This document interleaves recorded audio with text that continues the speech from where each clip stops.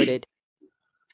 We have a quorum, so we will call the March 16th, 2021 Board of Selectmen meeting to order pursuant to Governor Baker's March 12, 2020 order suspending certain provisions of the open meeting law and the Governor's March 15th, 2020 order concerning imposition on strict limitations of the number of people that may gather in one place. Meetings in the town of Upton are being conducted via remote participation to the greatest extent possible.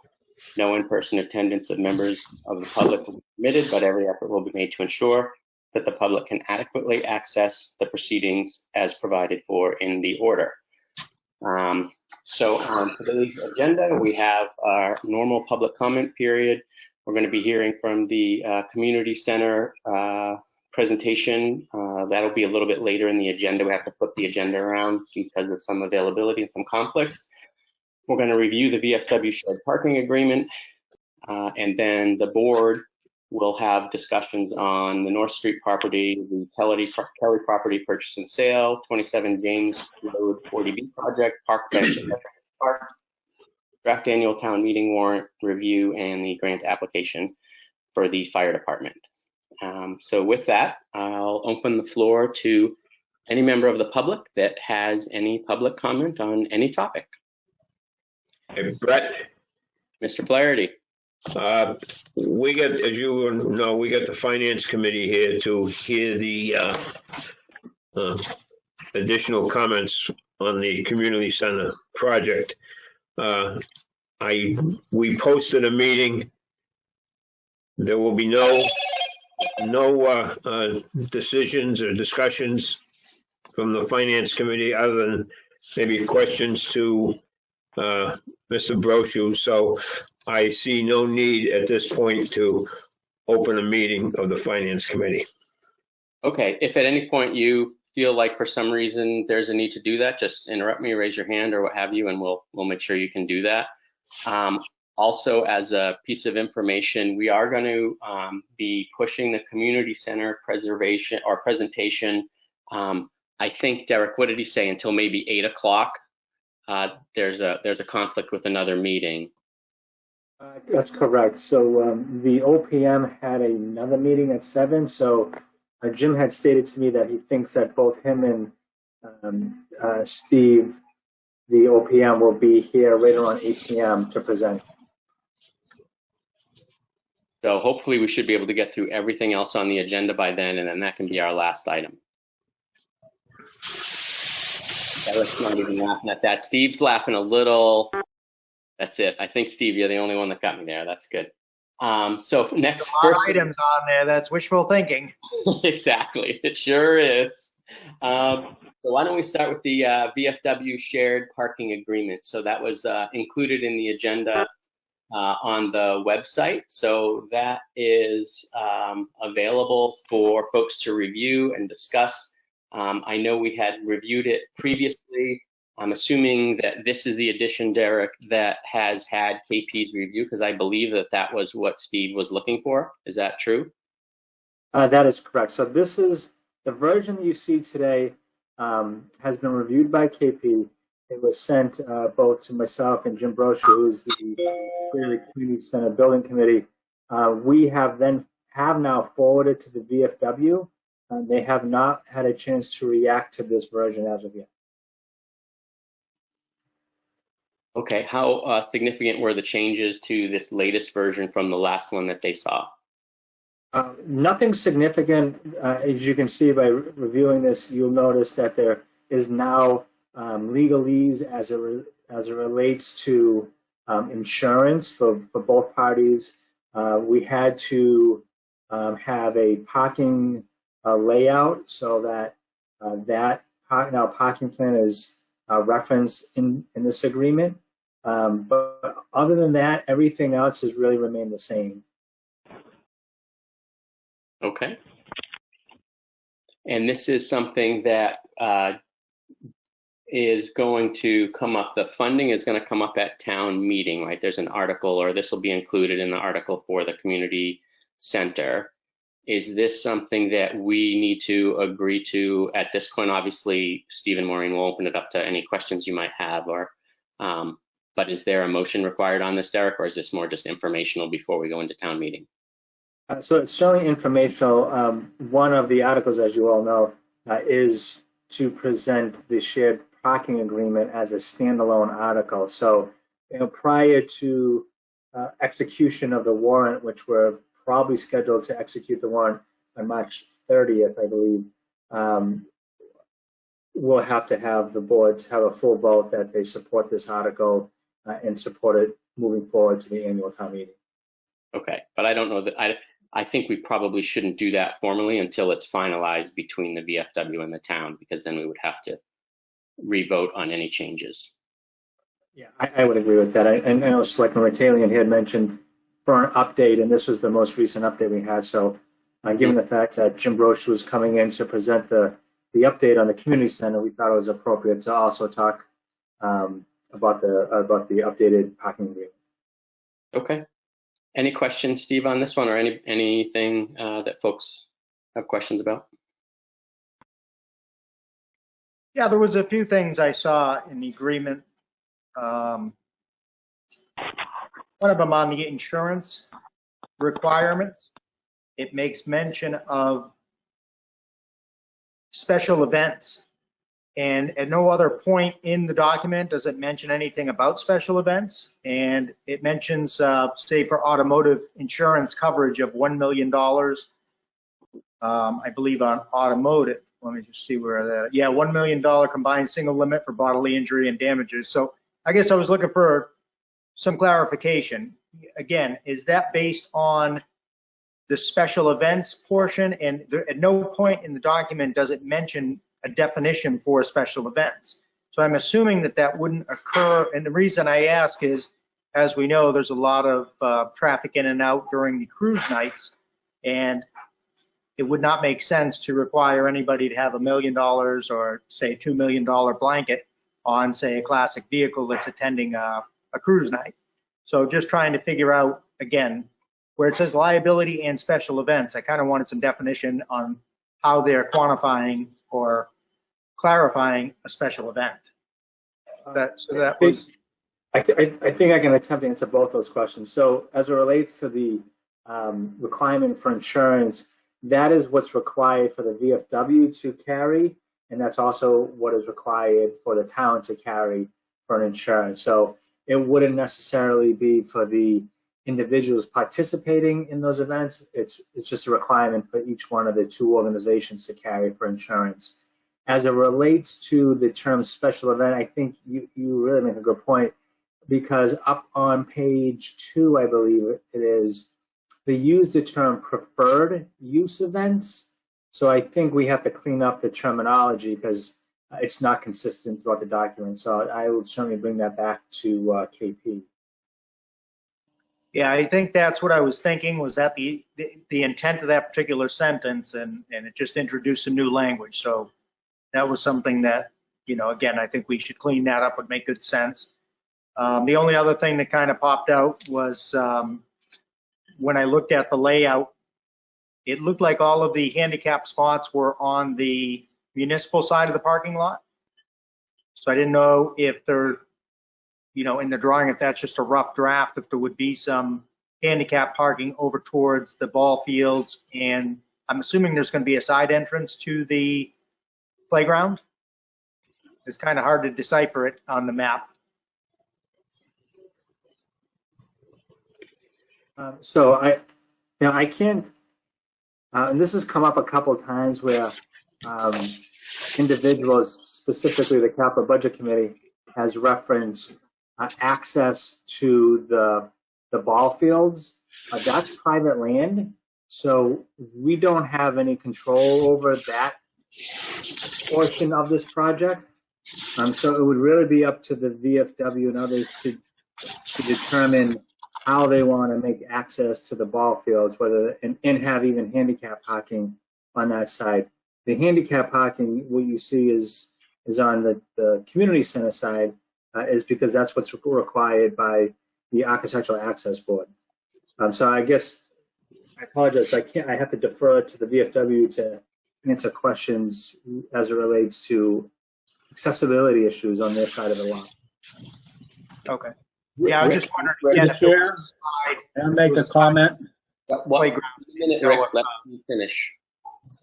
Yeah, I just didn't know, again, if there was a side entrance to the playground, I didn't know if we would be any requirement, at the state level or whatnot, as far as providing handicap parking in that location. If it's all satisfied by what's up against the, depicted in the drawing up against the community center, then I suppose it's a moot point.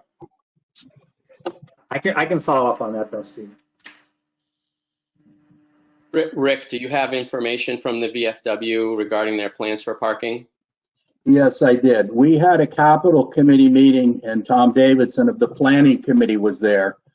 And he mentioned that for this project, of course, they had to go to the planning committee.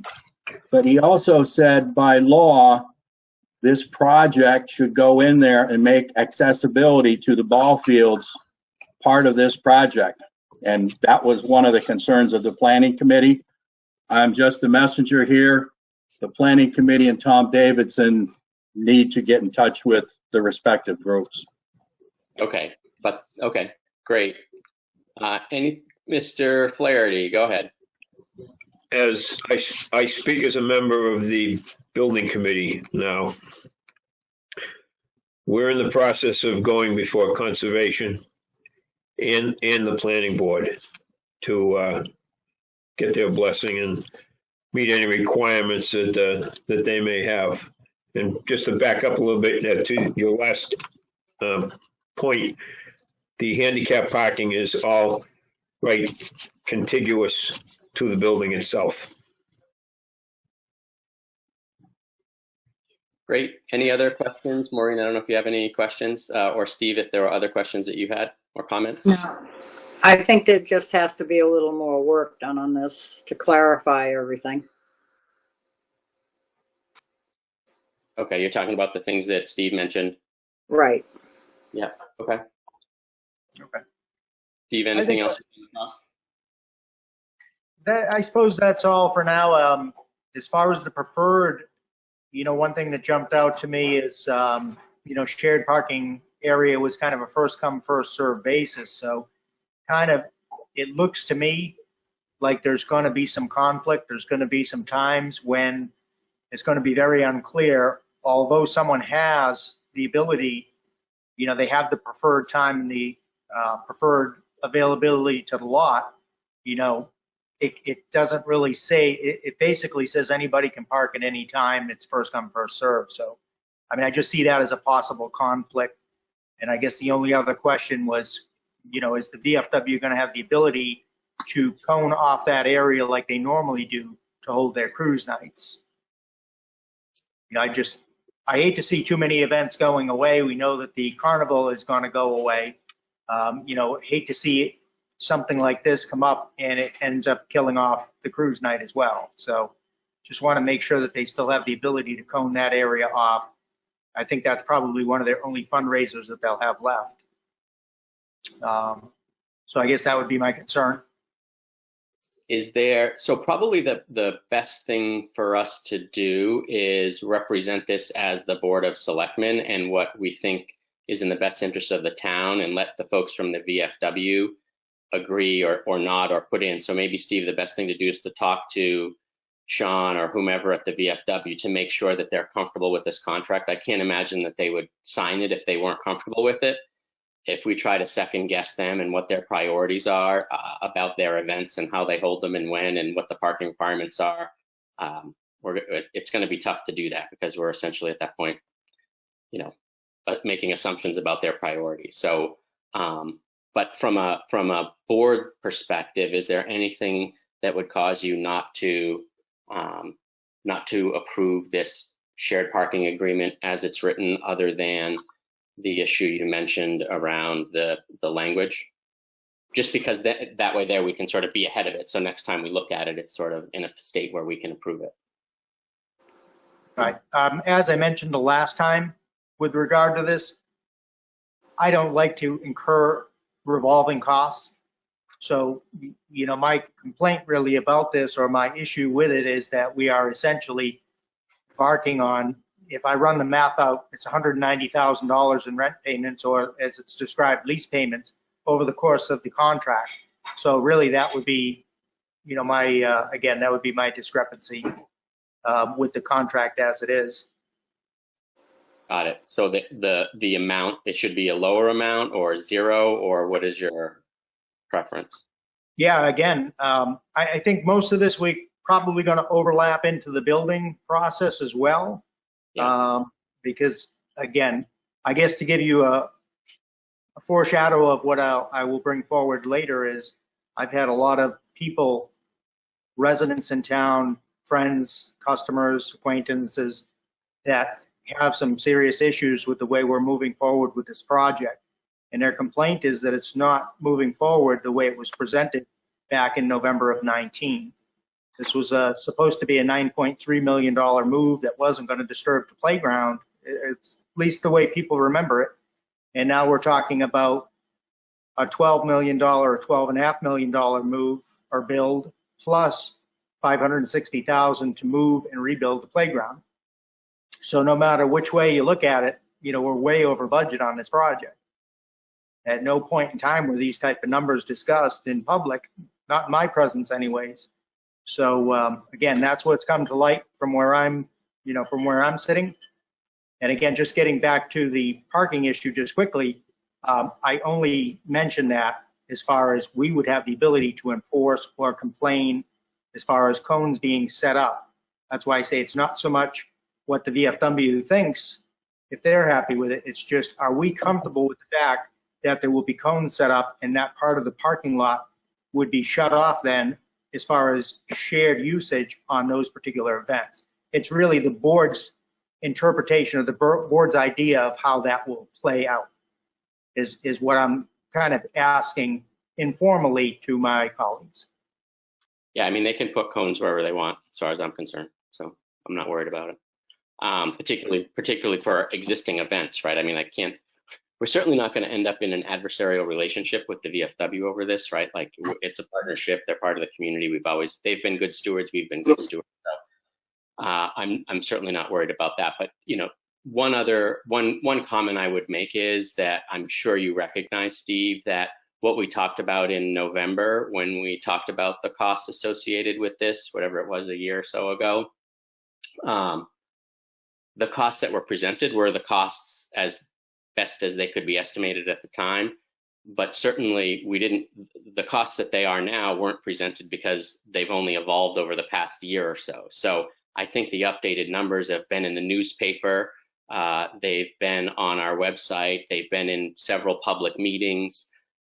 Those numbers have been discussed. So, I'm always very mindful of the perception or reinforcing the perception that information isn't made available to the public or isn't discussed or what have you. What's presented at town meeting is one place where information is presented. The information is going to be presented again at the next town meeting. But in between those meetings, there's a lot that happens, and this is certainly the case here. And so we just need to recognize that, there's a process, there's a transparent process.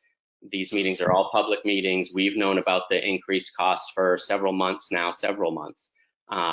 And so I just want to make sure that that's on the record.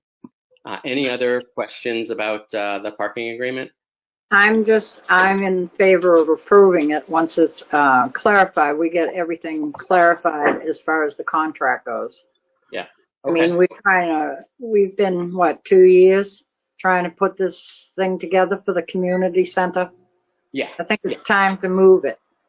Totally. And I mean, I think to Steve's point, there are very big questions about the overall project.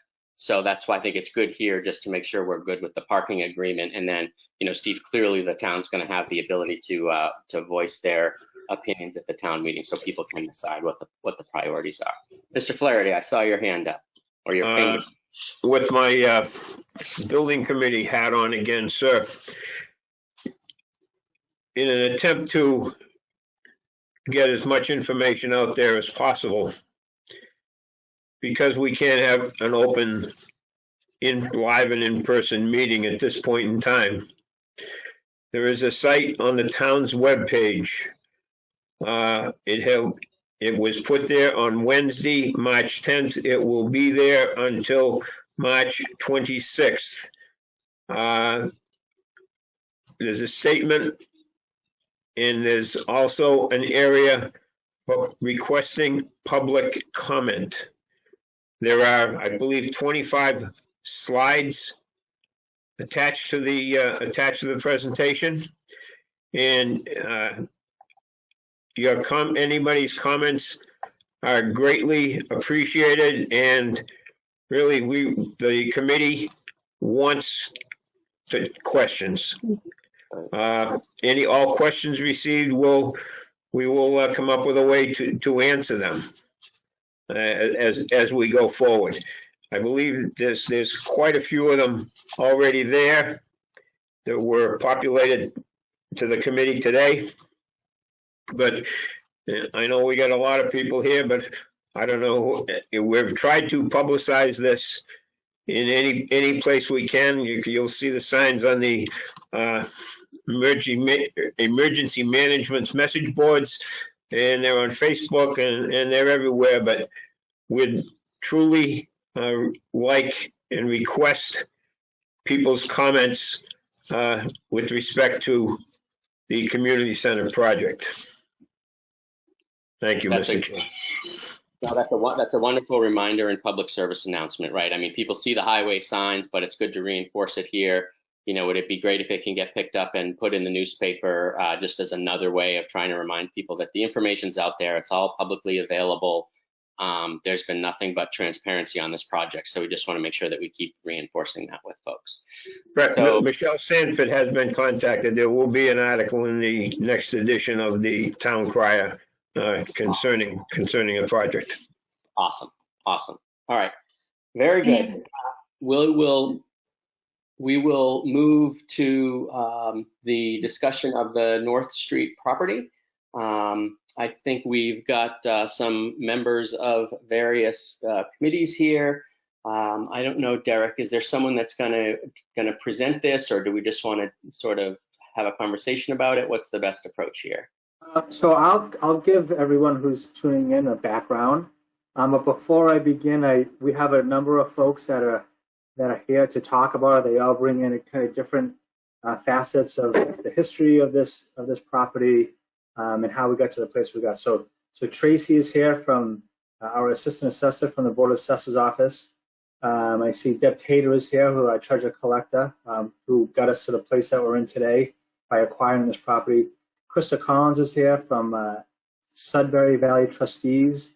Bill Taylor is here from Conservation Open Space. Mike Penko is here from Conservation Open Space. Chris Scott is here, chairperson of our Conservation Commission.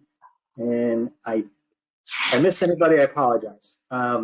So I asked them all to attend because this is a significant parcel of land that has recently been acquired by the Treasure Collector's Office through what is known as a tax title process.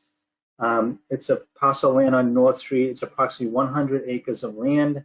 It was owned by a developer for probably close to a decade or two, and for whatever reason it fell into tax title, and the town was able to take ownership of the property for lack of paying taxes. So I had an opportunity to meet with everyone that I just mentioned prior to COVID, when this property was sitting in its 12-month waiting period. So once it goes through tax title, it has to sit in a 12-month waiting period, and that 12-month waiting period gives the owner the last opportunity to pay any taxes in the arrears. So that time has now passed. So this property is owned by the town, and so I'm bringing this property to the Board of Selectmen. I spoke to Selectman Dwennell about this in the past as an opportunity for the board to consider holding a warrant article for it to be transferred from the Treasure Collector's Office under the care and custody of the Board of Selectmen. So this is a timely conversation given the fact that annual town meeting is coming up. So I just want to restate that because it's in the Treasure Collector's possession, the only way that the Board of Selectmen can go ahead and manage this parcel of land, it has to be held through an article at town meeting. So again, that's why it was important to have this conversation today. But again, there's a lot of history behind this. I can pull up a map that was sent to me today by Krista, so you can get a sense of the location of this property. And then a lot of the experts are here to talk about the topography of the property, the wetlands, and the history. Mike Penko has some really great history on this property that he's, I'm sure, happy to share. So if you don't mind, I'll just pull up my screen just so folks can get a sense of where this property is located on North Street. Derek, I think it's probably appropriate or a good idea to give people sort of the context of why we're even talking about this parcel at this time and how we plan, or the idea that we have about how to use this as an asset for the community, both in terms of the financial benefit, but also the open space and usage perspective. Sure, I'm happy to touch upon that. So, Tracy, you can help me out. The land is valued, entire acre, I think, is upwards of close to $700,000, $800,000, I believe. Hold on. Yeah. So while you look at that, I'll talk a little bit more about the property. So there's an opportunity here that, again, because it's a large parcel of land, that there's a percentage of it that we all believe can be sold to a developer to bring in additional revenues. Those revenues can be considered to be put towards the funding of the community center. So again, it's a possible revenue source to help mitigate any tax burdens on this proposed community center. Tracy, just let me know when you're ready. Yep. Go ahead. And so, but it also has a lot of. Say again. Sorry, Doug. It's a little over 700. A little over $700,000. So the total value is a little over $700,000. And but again, at the same time, there's an opportunity to bring in revenues by selling off portions of the land to a potential developer. But there's also an opportunity to conserve a lot of the land that abuts many of our conservation areas that already exist here in town. So in many respects, it could be a win-win for a lot of the constituents that live here in town. In addition to that, this also came up is that we also have property on Westboro Road, 12 acres of land on Westboro Road, that could also be considered to be put out for bid as well, and the proceeds from that property also to be used to help mitigate any costs associated with a potential construction project of a community center. Did I hit on all those points, Mr. Simus, or anything I missed? Yeah, no, that was the gist, right? We're looking to try to offset some of the cost of the community center, preserve some of this open space in perpetuity, sell off some land maybe in Westboro Road. So the idea is, the community spent a lot of time talking about, and some folks express some opportunities around using and all this land that has been purchased over the years. Some of it is good for conservation, and some of it could provide maximum financial benefit. So striking that balance is a great opportunity, and I think that's what we're here to look at with all of our partners. So this is great. Thank you. So just so folks have some context, it's the Forest Heights property. It's in the upper center of this map here. You can see it does have frontage right here on North Street. To the right, abuts Chapter 61 land and other conservation areas as well. I'm just trying to bring this in a little bit closer so folks can see.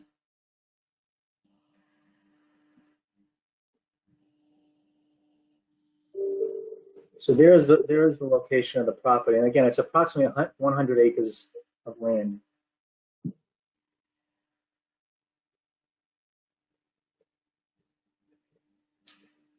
Pending any questions, I'll turn it over to the group. If we were to see this on the roadside, about what number on the street would this look like? Would this be up in the high 180s, around 200 North Street? How could we find this if again, if we were driving up the road. Mike, Mike Penko, you walked that land. Where would you say this would be? Actually, I can answer that question. The frontage on North Street is directly across from my house at 211. And in fact, you mentioned 200, Steve. There is an easement to get back to this land on the 200 property, 200 North Street property. Okay, and that's the detached piece that's on the, I guess you'd call it the north side of the street? Actually, the easement is not shown on this particular map. The easement is runs through the property that has the stream running through it. Okay, thank you. And then the finger, if you will, is, like I said, that's directly across from my house, and we're numbered 211.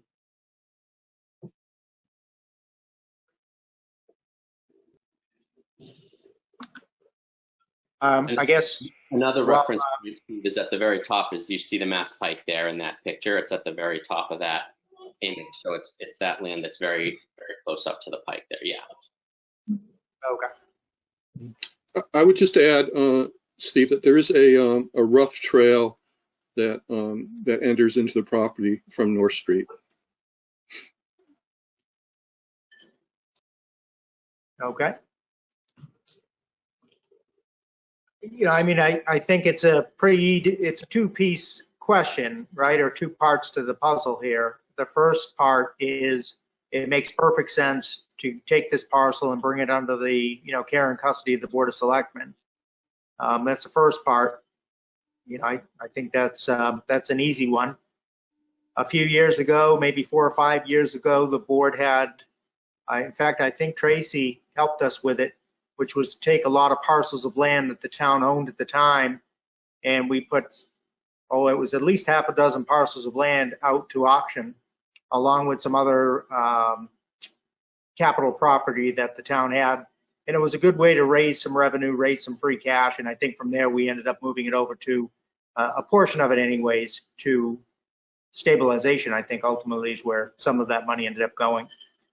But in any event, I remember hearing about this parcel a few years back. Certainly it's a great windfall for the town, and I think it makes good sense to take it under the care and custody of the BOS. I have the other map up in front of me, and it shows kind of a remote parcel as well that's highlighted on the very same map. So I'm not sure what that one intersects with. Are you talking? That's the one on Westboro Road, Steve. You're talking about the one off to the right? Yes. Okay. Yeah, that's the lot off Westboro Road. So, yeah, which is another parcel that is being. I think that's already under the care and custody of the Board of Selectmen, and that is a potential target for sale to try to offset some of the costs of the community center. Yeah. Actually, I take that back.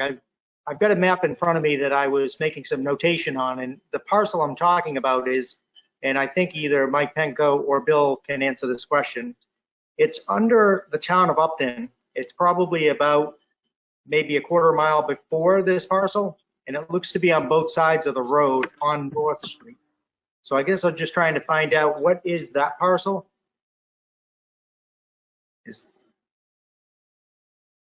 Is that already conservation land? It could be, I'm not sure what you're talking about. It could be Glen Echo open space that was deeded to the town as part of the Glen Echo subdivision, open space subdivision. It could be that. It could be Sweet William Farm or the former Sweet William Farm, which there's what we now call the Whitney Conservation Area on both sides of North Street. I'm not sure. I think you're right. I think it's the Glen Echo parcel. I think that's what I was looking at on my other map I have here. That Glen Echo is managed. We call the left side the Howarth Glen Conservation Area, and the right side of the road is the Richard and Naomi Howarth Conservation Area. Okay, very good. Thank you. Through the Selectmen, this is Chris Sagat. I have two comments for you. One is this property is in the ACEC area of critical environmental concern, and also it has very treacherous topography, so it may make it difficult to develop much of it. And there's also a lot of wetlands. Yeah, and I think, Derek, is that part of what we're gonna look at is sort of what the wetland is versus what their maybe other geographic challenges for development to sort of like where we would carve off, because I think the idea is that we would carve off some of it to sell, we would carve off some of it to preserve as open space. Is that part of what we're going to try to look at here is what that is, or is that really moot for the point at hand, which is really just getting this on the warrant to bring it under the management of the board? Yeah, I mean, I guess what I would propose to the Board of Selectmen after town meeting, assuming this gets approved to be transferred to the Board of Selectmen's care, if the board wanted me to, I'd be working with the folks that are in attendance today so we can gain a better sense of what the wetlands, where the wetlands are, and what area, how much of the acreage could be used for development. And then once I think we get a sense from that, we'd come back to the Board of Selectmen, provide a number of proposals for consideration prior to any final disposition. Mike shared today that there's already been a lot of work done, surveying work done, and wetland work done. So his opinion is we would save a lot of money because that work's already been done for us. So I think we already have a head start in some of this. Great. Okay. So unless Steve or Maureen, you have any other, or Maureen, do you have any questions or comments on this? No, I've done a lot of research on this, and I'd like to move forward on it. Great. Okay. So with that, I don't believe there's any other action we need to take at this point. This is Bill Taylor. Bill? I think there seems to be a general agreement that there's an opportunity here to develop part of the property and preserve part of it as well.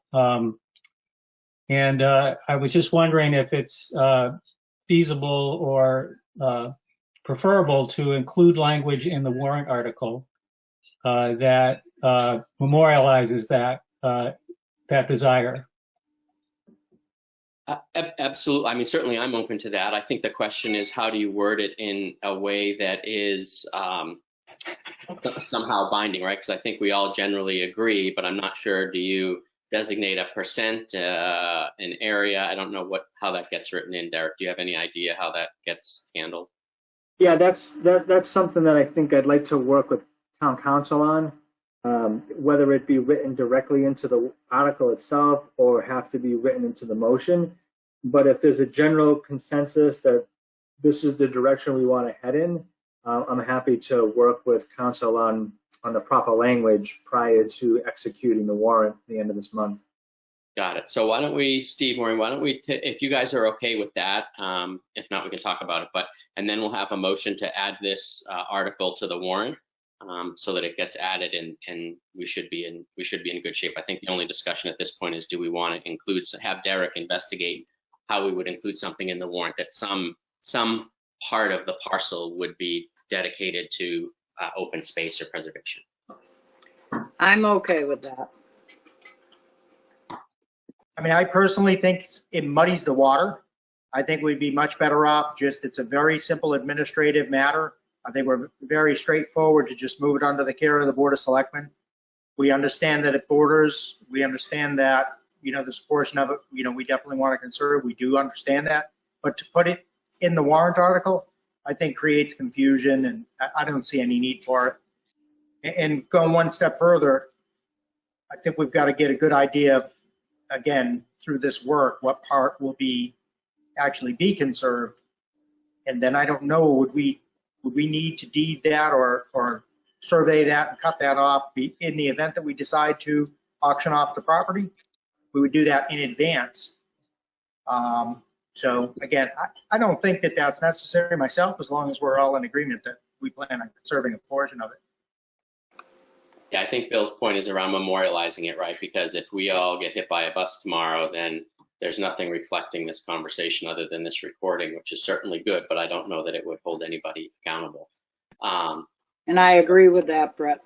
Yeah, so I think, Derek, it's okay to just ask that question, see what's going to be in there, put something in there, and then when we vote on what the actual, when we close the warrant, we can talk about the specific language or talk about that in the next meeting, and then we can review it. And for now, why don't we just make the motion to include it, continue or pending the finalization of the wording. Can I ask, Derek, is there any way that we can get that finalized as far as wetland flaggings and before the end of the fiscal year? Yeah, that's a great question, and it's something we probably all thought we'd have to spend some money on, but after the conversation we had this morning with the group, it appears that all that work has already been done on our behalf. So Mike Pinko, he has all that information, and he said he'd be more than happy to share it with the town so we can take a look at that in advance. Yes, So at if I- this time, if I could just- excuse me.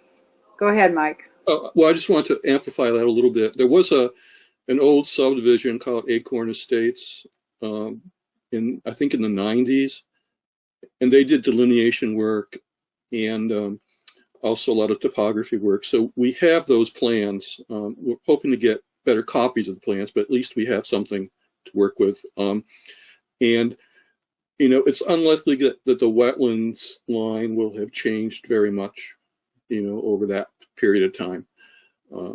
So we have a fair amount of stuff to work with. So at this point in time, do we have knowledge of what's developable and what isn't, according to the delineations that have already been done? Well, we have the delineations. We also have the topography, which shows some of the areas are very, very steep, which isn't, which limits development or is a constraint anyway. And then there's also some other data. MassGIS has a data layer on bedrock topography, so we know that some areas of the site has very shallow bedrock or exposed bedrock. That's the kind of information we have right now. But I don't think there's any, as Derek has said, don't think there's any need to expend funds to do more survey work or wetland work. We could kind of spot check the wetland delineation, but I think it was done. It was well done at the time, from what I've heard indirectly. Great. Okay. Any other questions? If not, I'll take a motion. Just one other quick, Mike, while we have you on the spot, would there be any way to convey property and have a certain percentage of that property earmarked as conservation land, or is that not available to do? Well, I may also ask Chris to weigh in here from SVT. There was an appraisal done on the property by the Conservation Commission in 2016, and the appraiser, I think, the best and highest use scenario they came up with was I think a 17-lot open space subdivision, which was kind of hugged the North Street side of the property. So just thinking aloud, if the town was to put this out to bid,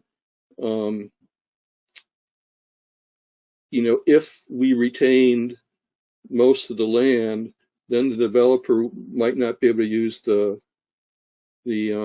open space subdivision. So we'd have to have some way of allowing them to use the open space subdivision bylaw, if we wanted a clustered subdivision near North Street. Krista, is that making sense? Yeah, it's I think regardless, there's probably some amount of acreage in the westernmost back part of the parcel that could be, safely cut off and set aside as conservation land and still leave enough acres to accommodate a cluster subdivision. I think the real question is, will the slopes and the frontage allow for that kind of development? Mike had connected me with Kevin Lobiser probably over a year ago at this point, and he kind of did some, had his engineer do some kind of investigations of what might be possible there. And it's really, it's physically possible, but in terms of developers' profit, that's where you kind of, the cost of developing it in that manner it becomes very tight margin. So it may be that it makes more sense to do some, even A&R lots or a more limited development. But I think that's the kind of thing that just needs a little bit more research. But certainly it's a big enough property that I think it can accommodate, a nice amount of conservation and some development.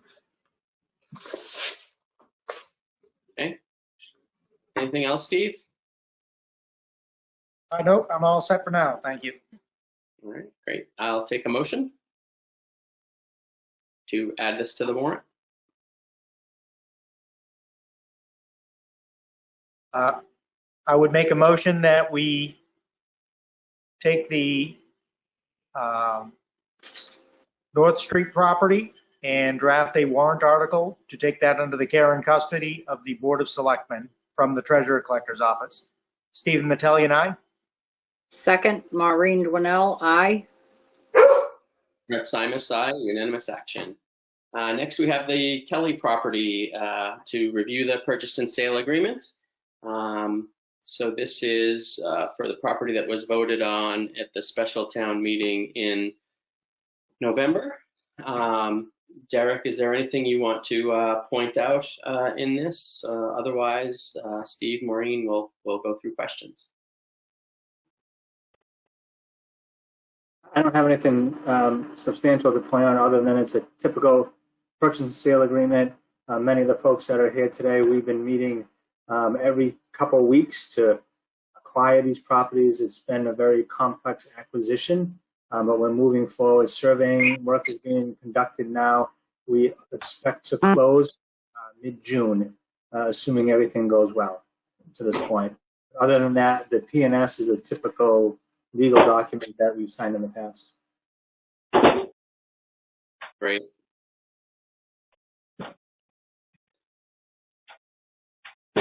Steve, Maureen, any questions on this? I know you've had time to review it. I think it was sent out Friday or so. No, I'm all set. Yeah, I'm all set. Derek answered the question I had, which contained in the 8 pages was a question about, or a comment about surveying. So I was curious if the property would be surveyed. And if it's going to be each parcel will be taken off differently, I take it. Damn it. Say that again? I'm sorry, Steve. Now you're on mute, Steve. I'm not sure if she was hollering at me or the cat, but in any event. I think she was talking to Jill. The cat. In any event, that was my question, was about survey work, and I'm assuming all parcels are going to be surveyed on the deed? Yes, it's actively being surveyed now by G&H Surveying. Krista Collins is in regular contact with them. Okay, I have no other questions. Wonderful. I'll take a motion to execute the Kelly property purchase and sale. I would move that we do execute the Kelly property purchase and sale agreement. Maureen Dwinell, aye. Second the motion, Stephen Mattelli and I. Brett Simus, aye. Unanimous action. Next up is the 27 James Road 40B project. So we have the information and the proposal here. So why don't we open it up? This has been revised based on our last conversation. So Derek, I don't know who's here to talk us through the changes. So Paul, our town planner, is here, and and the applicant, Dean Harrison, here is as well. So I'll turn it over to these two to present. There's been some modifications. I think at the end, assuming the board is in support of the proposal at this point, the applicant will be seeking a letter of support from the Board of Selectmen so they can start the formal application with the state. Good evening, Mr. Chairman and members of the board. My name is Dean Harrison. I represent the applicant. I'm a 40B consultant. As I mentioned before, I work with various applicants to get various 40B projects approved throughout the community and the Commonwealth. Since we last spoke about a month ago or so, I believe, the board asked that I look at a couple of possible changes to the site layout, in which I have done. And if possible, could I share my screen? Yes, please. Thank you.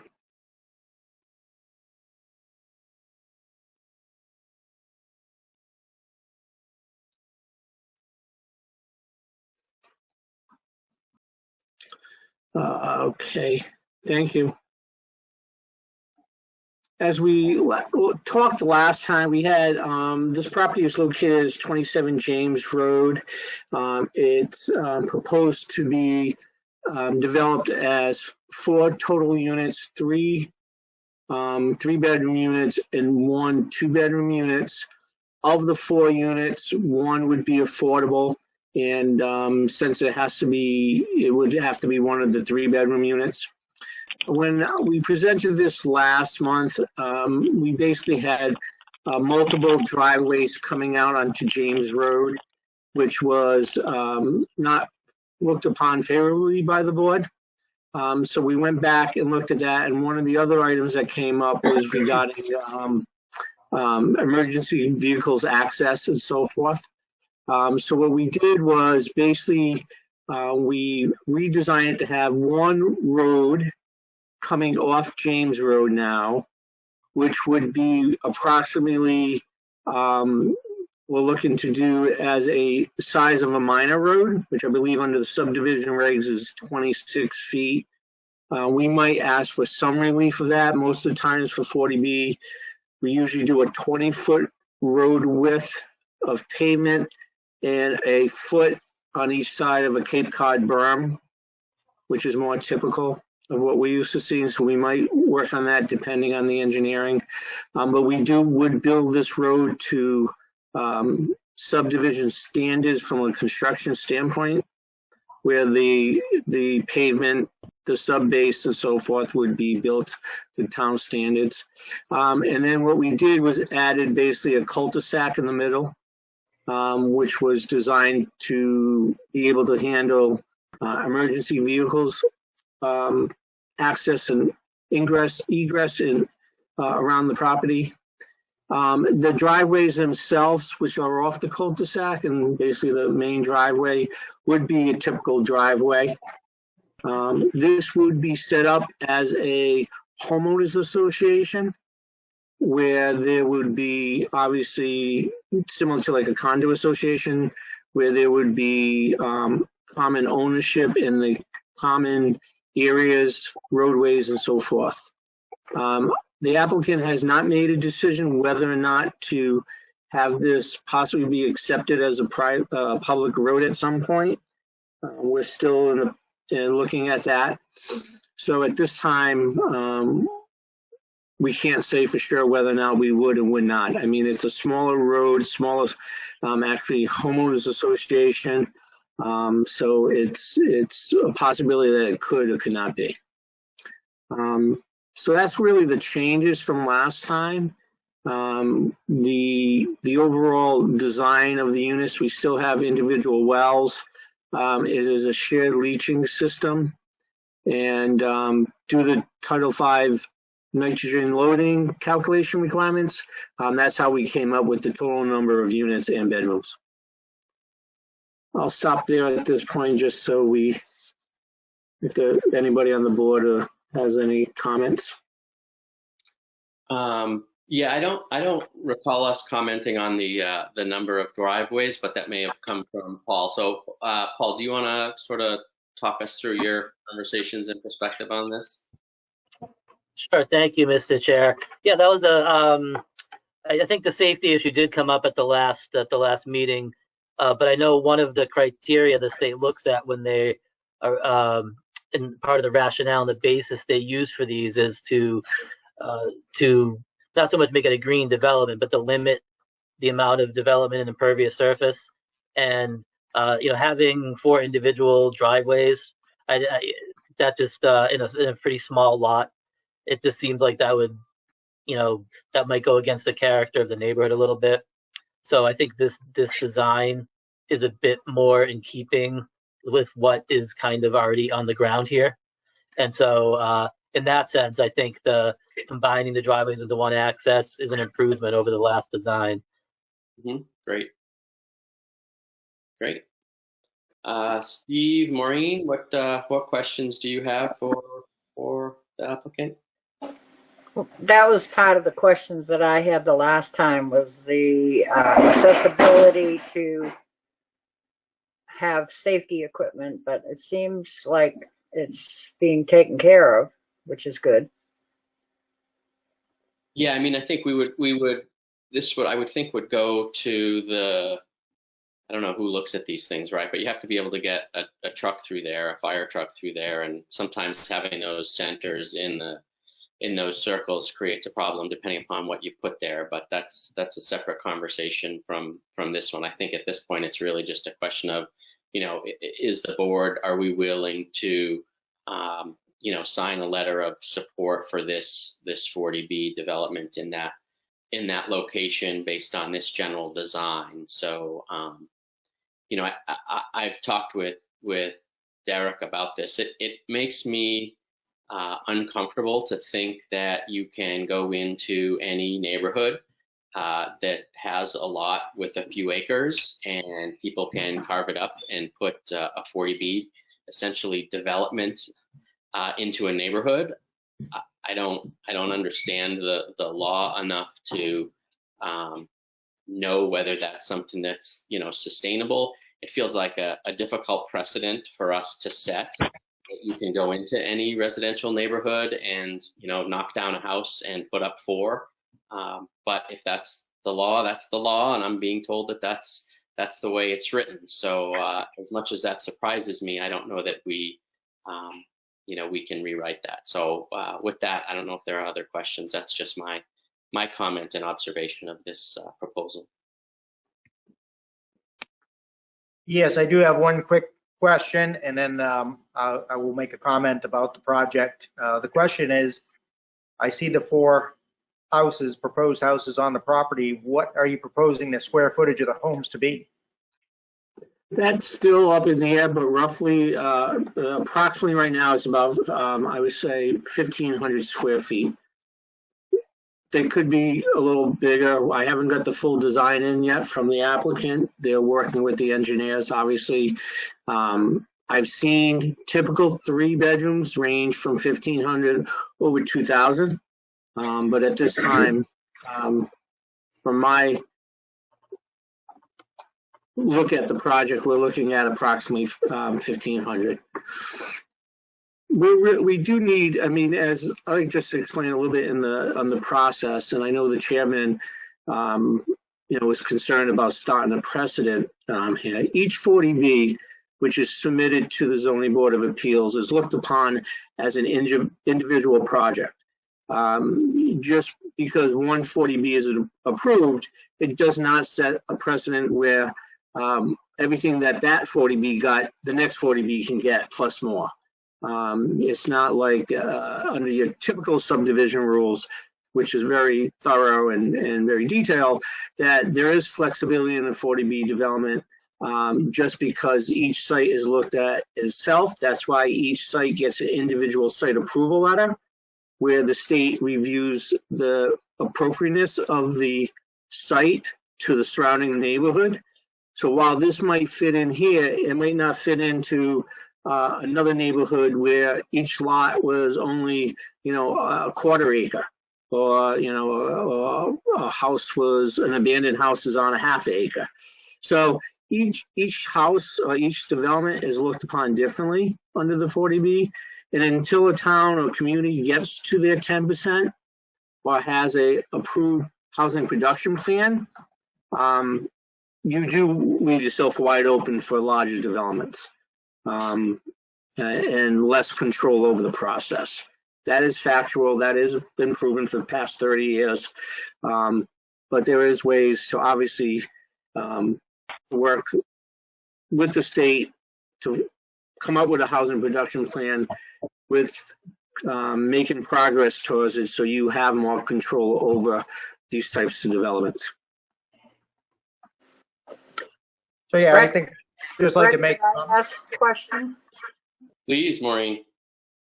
I was going to ask Derek, what percentage are we at as far as 40Bs and affordable housing right now? So the last time we did that analysis was about a year, maybe a year and a half ago now. So it's definitely pre-COVID. We were hovering around 6%.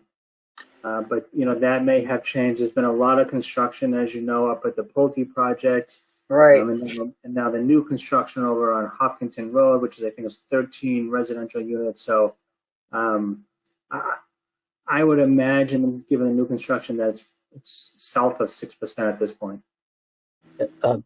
Derek, I'm looking at the as of December 2020, we're at 5.1%. And now that the 2020 census have come out, they'll be looking at that again. And so, yeah, I mean, it's really a moot point, right? We're not going to be anywhere near 10% anytime in the next 10 years.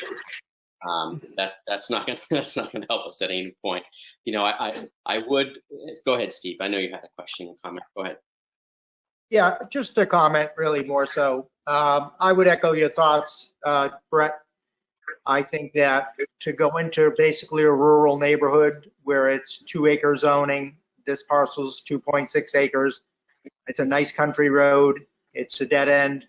You know, I know there's some older homes on the street, but to go into that particular neighborhood and put in this type of a development, and really, you know, again, I said this at the last meeting, we're only picking up one affordable unit.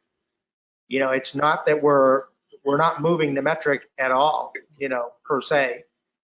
So this is just, I don't see this fitting into the plan, and we should really have some other units coming online as far as affordable units. I know we own a piece of property, the Affordable Housing Trust owns a piece of property down the street from this that, you know, should be coming online in the next 2 years or so. Again, I just look at this and I say it's really nothing that I'd be in favor of. It reminds me of half of a common driveway. You know, you're trying to do a subdivision, but you don't really have the requirement of a subdivision. You don't have excess land, so it's not like we're making a variance due to you having a lot of land, but just not a lot of frontage. You have neither in this situation. So again, this would be nothing that I would be interested in. I don't think it fits in the neighborhood, and I just don't think it's something that I'm comfortable endorsing. You know, it's interesting because you know, I certainly agree with that perspective. And as I think about it, you know, this is a beautiful single family lot in a beautiful country road, like you said, a dead end cul-de-sac road. And you know, to Dean's point, right, we're not setting a precedent, but I would argue that, you know, if we're going to be looking at each project individually for their worthiness and their fit and their appropriateness within the context of where they're being proposed, that this is the example that in isolation crosses that line for me. You know, like Steve said, we've got a lot of developments in town, subdivisions in town that have 2 acre lot minimums, right? And this is a 2 acre lot.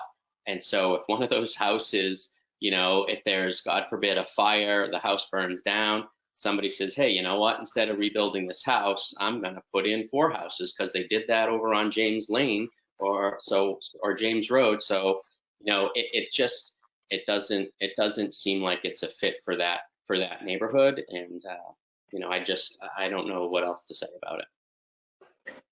Well, I still believe that all 40B projects have to be approved by the state too. I mean, they have to show affordable units, more than, I believe more than one in this is a project, a 40B project like I've never seen before. Yeah. Yeah, I mean, frankly, even if all 4 of them were affordable, and I think the key for us is we don't control what the state does. The question before us is, do we want to write a letter of support for this proposal? I personally am not in favor of writing a letter of support for this proposal. I am not either. I am in agreement. I am not either. Okay. That, Mr. Chairman, members of the board, I respect all your opinions. I understand that, the LIP process is one of the 2 processes that we are able to take. We were hoping that, I understand your concerns, and we were hoping that we could do this through the LIP application. It really doesn't change our process other than having an endorsement from the board. There is still the process. We will go through mass housing to get the site eligibility. The difference there is that you will be notified when we submit an application to the state. The town will have 30 days to make comments. I can guarantee that this will get a project eligibility letter and go in front of the Zoning Board of Appeals, because from a state standpoint, the items that you've raised is not enough to consider this property not to be a property that at least should go in front of the Zoning Board of Appeals. I'm telling this for information only, so that we will be proceeding with that, and you will also have time to comment with written comments and so forth. And then after, excuse me. Oh, I'm just saying, great. Yeah. Are there other questions? Sorry, Dean, are you asking? Do you have a question? No, I didn't have a question. I was just going to follow up in that, while I appreciate you giving me the time, I understand your concern. So I won't keep you any longer or such, but I am available to talk with anyone within the community if they have any questions specifically for me. You have my number, my email address, so please reach out to me if you do. Okay, thank you. And then Paul, appreciate that. Paul, do you know if the abutters have been notified of this application? We don't have an application to notify about. Okay, so they've not been notified of this proposal? There's technically no proposal yet. I'm not. There's nothing to notify on. There's no requirement in this situation until we receive an application. Because we've been advised by KP there's a very specific process that needs to be followed when we do receive an application. Yeah. So at that point, they will receive, abutters within the 300-foot radius will receive notification. Gotcha. Once the application goes in. Correct. Yeah. But the other option you do have, as I mentioned, as part of the project eligibility application project, you will get a copy. And at that time, Mass Housing will reach out to you when they have a site visit. It's not a public meeting, but obviously we always have residents who attend and members of the boards. And at that time, once again, it's not a public hearing, but there will be time if we do get in front of the Selectmen, the Zoning Board of Appeals, that we do have to do the formal notification to the abutters, and there's a whole process there to follow. So, great, good. I would encourage us to let the neighborhood know that this proposal is on the plate so that they can be mindful of it and participate in the process as well. These are all public meetings, so there's no reason not to include them. Mm-hmm. Great. Okay, thank you. Thank you for your time. Of course. Next up, we have the park bench at Heritage Park. I know there's someone here that's going to walk us through the proposal. Actually, Brett, there's two people. It's Don Spargo and also Howie Glassman. He's our treasurer, so I appreciate the board and Derek getting on the agenda kind of at the last moment. So it's for Barbara Burke. We'd like to have something for honor for Barbara Burke. She passed away last July, and we've been working on something, and we've come together with a bench, and we think that would be appropriate in Heritage Park. She was instrumental in getting that done. So I'll hand it over to Howie. Howie's done a great job as far as research and finding, what would be appropriate to put in the park. So I'll hand it over to you, Howie. Okay, thanks. Thanks, Don. So we're referring to this as Heritage Park Beautification Project, and of course it's a granite bench in honor of Barbara Burke. We've identified a number of sources. One that we like a lot with regard to the product, and I've also reached out to Dennis Westgate and discussed with him what would be involved in taking delivery on a granite bench and an installation, and also had a discussion with Rena Richards at CPC, and we're on her next meeting agenda on April 9th to present this with the intent of requesting CPC funding project for the amount of $2,000. So this particular bench would be, a standard granite bench with a back, would be inscribed with a memorial to Barbara Burke. Very simple, and it would highlight her time that she spent in the Historical Commission, which was over 35 years, and she played a considerable supporting role for the town when this property was acquired way back in, I think, 2003, and also in supporting some efforts to do some reconstruction services on the Upton Chamber, which ensured that the property is now safe for town residents and the public to use it and enjoy it. So the other thing would be that there would need to be a letter sent off to Metacomet Land Trust, who holds the conservation restriction on the property. And I would think that would come either from the Board of Selectmen or jointly from the Board of Selectmen and the Historical Commission, referring to, I guess it's called Section 2B, where they talk about permanent structures that you have intention of putting in the park. And the other thing that's good about a granite structure, a couple of things. One is, you could say it's pretty much no maintenance or maybe very low maintenance, and that at 600 pounds nobody's going to pull into the park and carry it off, so you don't have to worry about theft. And so the idea was to keep it very simple and practical. So that's what the project is about. The thing I would like to do, I'd like to open it up to any questions that folks have, and then discuss what the process might be for getting this on the Maytown warrant.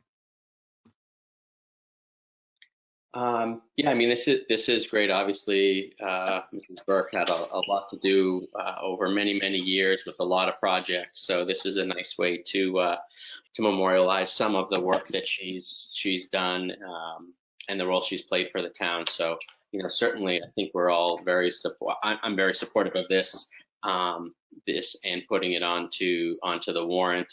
I know with other projects like this, there have been questions about accessibility.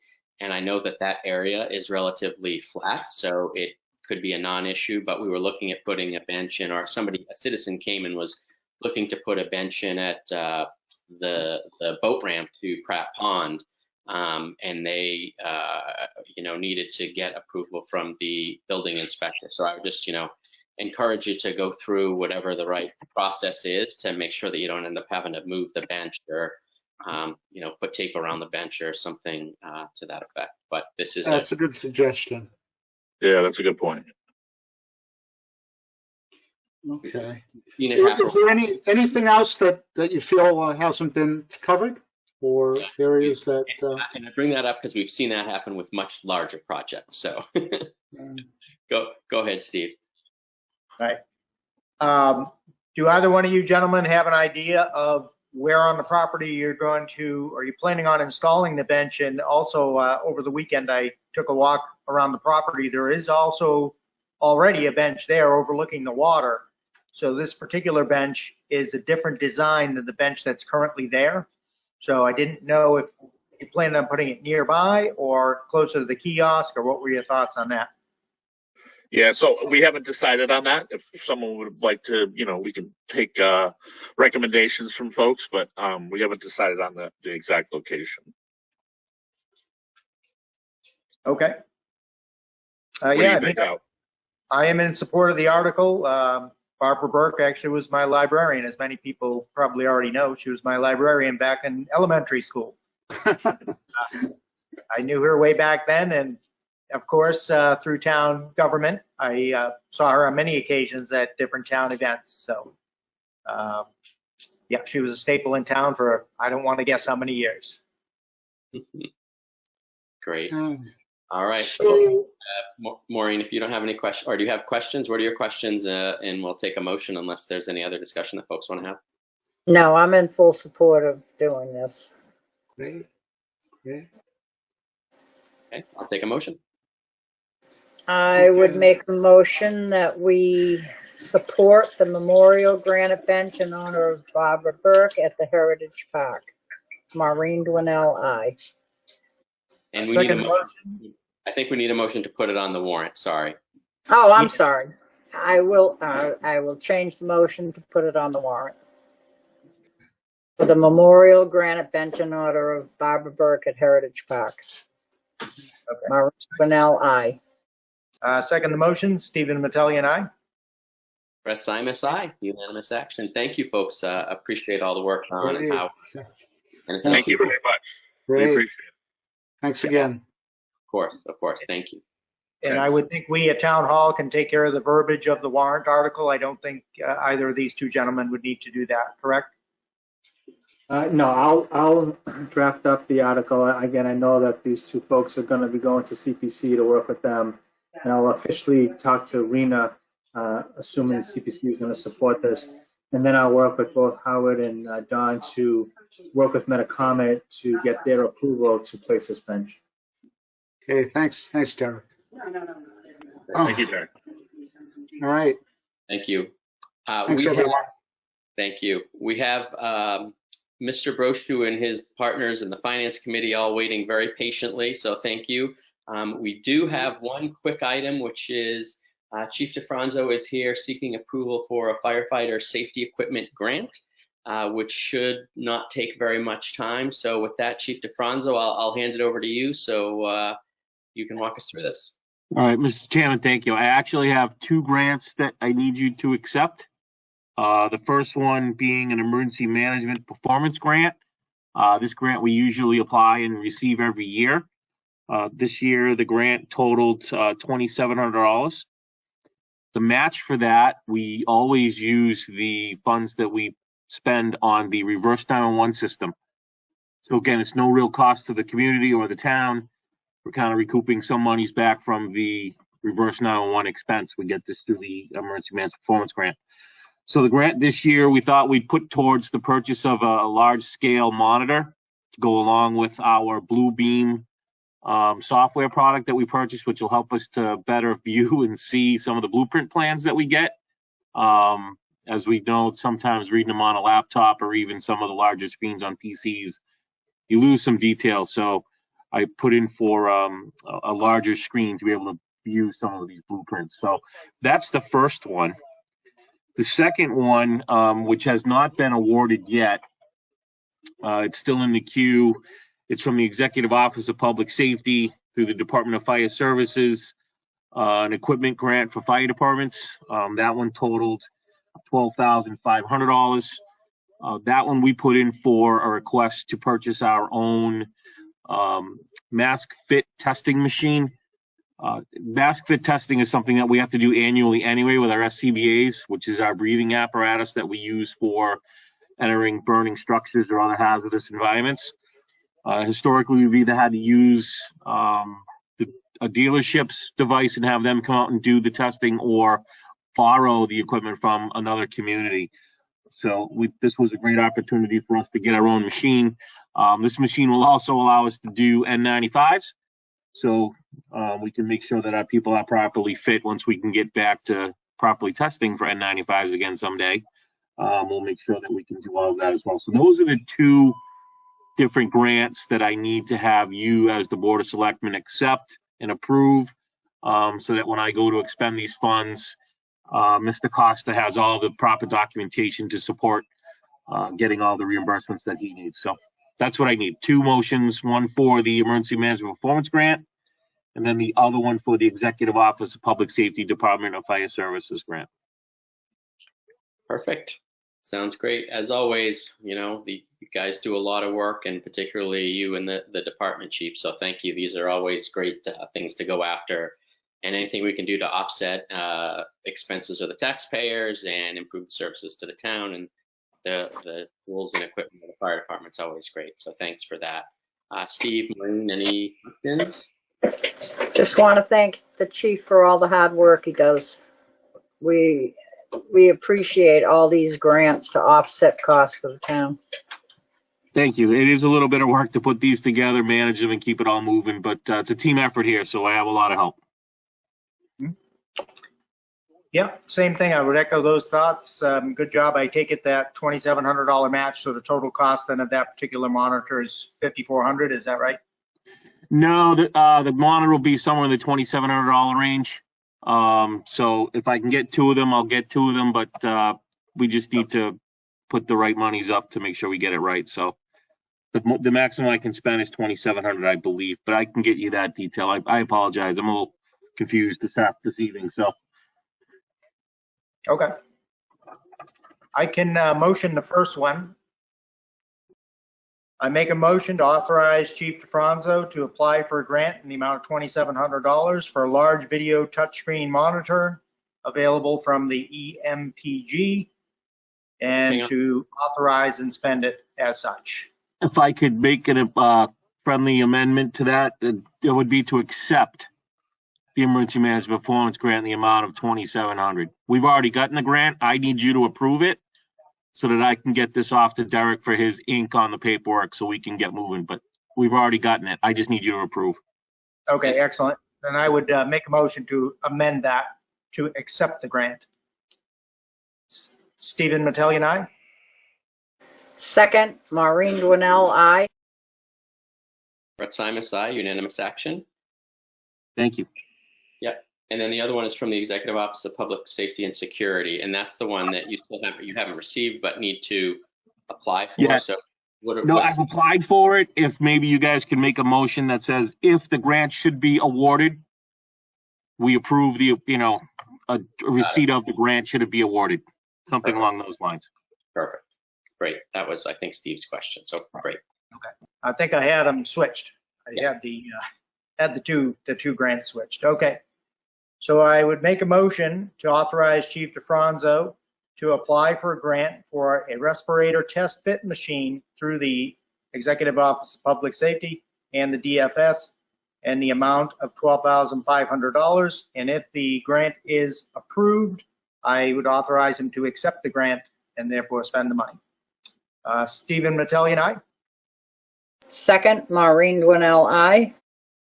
Brett Simus, aye. Unanimous action. Thank you very much, Chief. Appreciate it. And thank you so much. I appreciate it. Yep. Next up is we will go back to the community center presentation. So Mr. Brochu is here with some of his colleagues. So Mr. Brochu, with that, I will hand this over to you. Thank you, Mr. Chairman. And for the record, I will always yield my time to another entity who will accept free state money. So I will, anytime we're accepting free state money, I will always yield my time on the agenda for that. So Chief, good job. Good evening, everybody. I come back to you this evening to present an update on the community center. With me this evening is Steve Kirby from the Vertex Corporation, who is our OPM, Owner's Project Manager. Peter Turowski from T2 Architects, who will be presenting a slide. I see Paul Flaherty, my vice chair from the building committee, is also with us this evening. Before I turn it over to Peter, I'll just do a quick preface on where we are.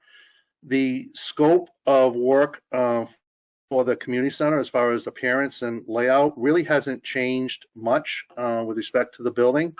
Changes that we have made when we have met with different committees is on the playground. We have added some fencing into that lower area of the playground, as well as we've done a little bit of combination of wood chips and a poured-in-place surface on the playground itself. But other than that, really the scope, has not changed as far as appearance or layout. We are currently in the design development stage. We completed that stage. We received initial estimates back on our DD, and you will see in the presentation that the estimates came back a little higher, but after it was reviewed for any errors and some selective value engineering done on finishes and stuff like that, we brought it back down to the budget that it was during the schematic design. So that is just a quick preface before I turn it over to Peter Turowski for the presentation. And then after the presentation, I'll ask Steve Kirby for any comments. Then I will yield back to the board. So Peter, please. Good evening, everyone. Let me just get this presentation up here. And actually, this is going to be a bit of a tag team with Steve and myself, Steve Kirby and myself. So Steve is quickly going to run through where we are now, or what we've done since we met with you last, I think in January, and what we have ahead of us in terms of a schedule. And I'll run through a design update. As Jim said, there isn't really much that's changed materially. Show some rendered views, and then Steve will come back and update project with the project budget information. So Steve, do you want to just run through these slides or these notes? Yeah, thank you, Peter. Good evening, everybody.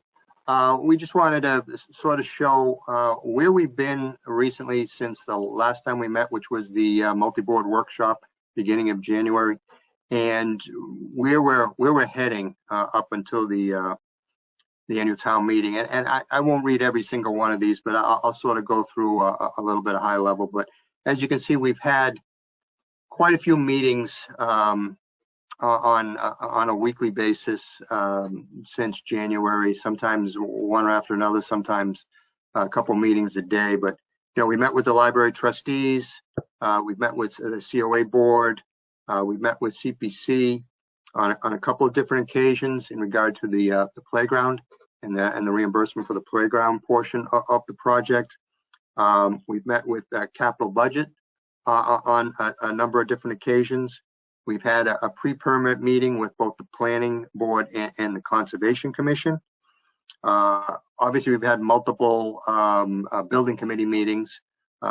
Generally, it's every week on Tuesdays. We've started to really zero in on some of our mechanical systems. We just had a meeting with GDD, who's our engineers on the electrical and the mechanical side, to review with certain members of the committee who have knowledge on the systems and explain exactly what their design is and what some experiences are with some of the board members, and shared those conversations to give the engineers a little bit more direction on where we all think they should go. We're going to have additional meetings with the engineers coming up next week also.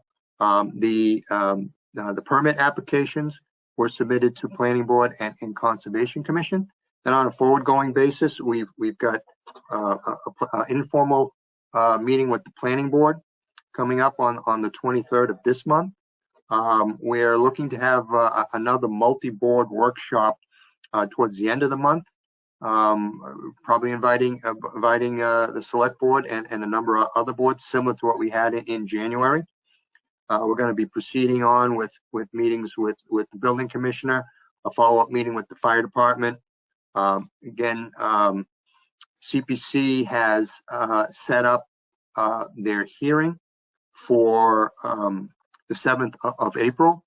And part of what we're doing is we have the public comment period that's out on the town website and also the building committee website that is going from the 10th to the 26th in order to get some feedback from members of the town, the residents, which we have. We've got I got quite a few come in. I believe Kelly forwarded them today. We want to have those comments and go through that in advance of the CPC hearing. So we're running that to the 26th. We are on the schedule for a planning board permit hearing on the 13th of April, and then Concom permit hearing on the 14th of April. ZBA hearing is tentative for the 23rd. And all of this is anticipation for obviously annual town meeting and the ballot vote, and trying to get as many people informed of what we're doing and getting feedback so that we can answer questions and you know, there's on quite a few occasions you get some good input that we could certainly incorporate into the design.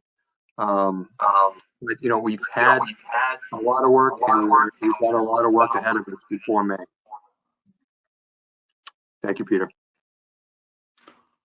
You're welcome, Steve. So just moving on to quickly a quick review of the project status in terms of design. Existing site plan you're all familiar with, parking lot and play area.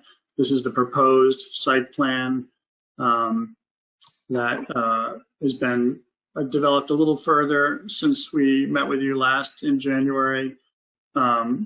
Primarily in the back behind the building, the playground, it's been a little more refined. We met with the playground manufacturer that manufactures the equipment that we're reusing and worked out some of the details of placement. As Jim pointed out, we changed some of the play surface area from poured in place rubber to wood chips.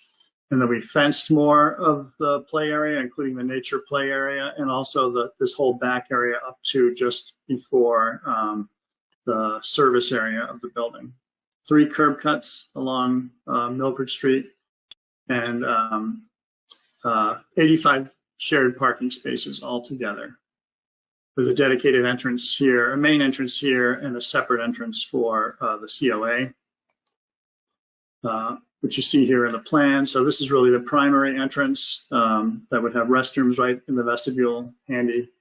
And then the COA entrance is over here. Again, restrooms nearby, COA reception here, library reception here, and the library taking up this big hall, open space, small group room on the south end, library staff spaces here, COA staff spaces here, and program rooms on the north end of the building with a full commercial kitchen and spaces that can divide into really about 3 usable spaces for different functions going on during the day, and plenty of storage space to allow that kind of flexibility to happen.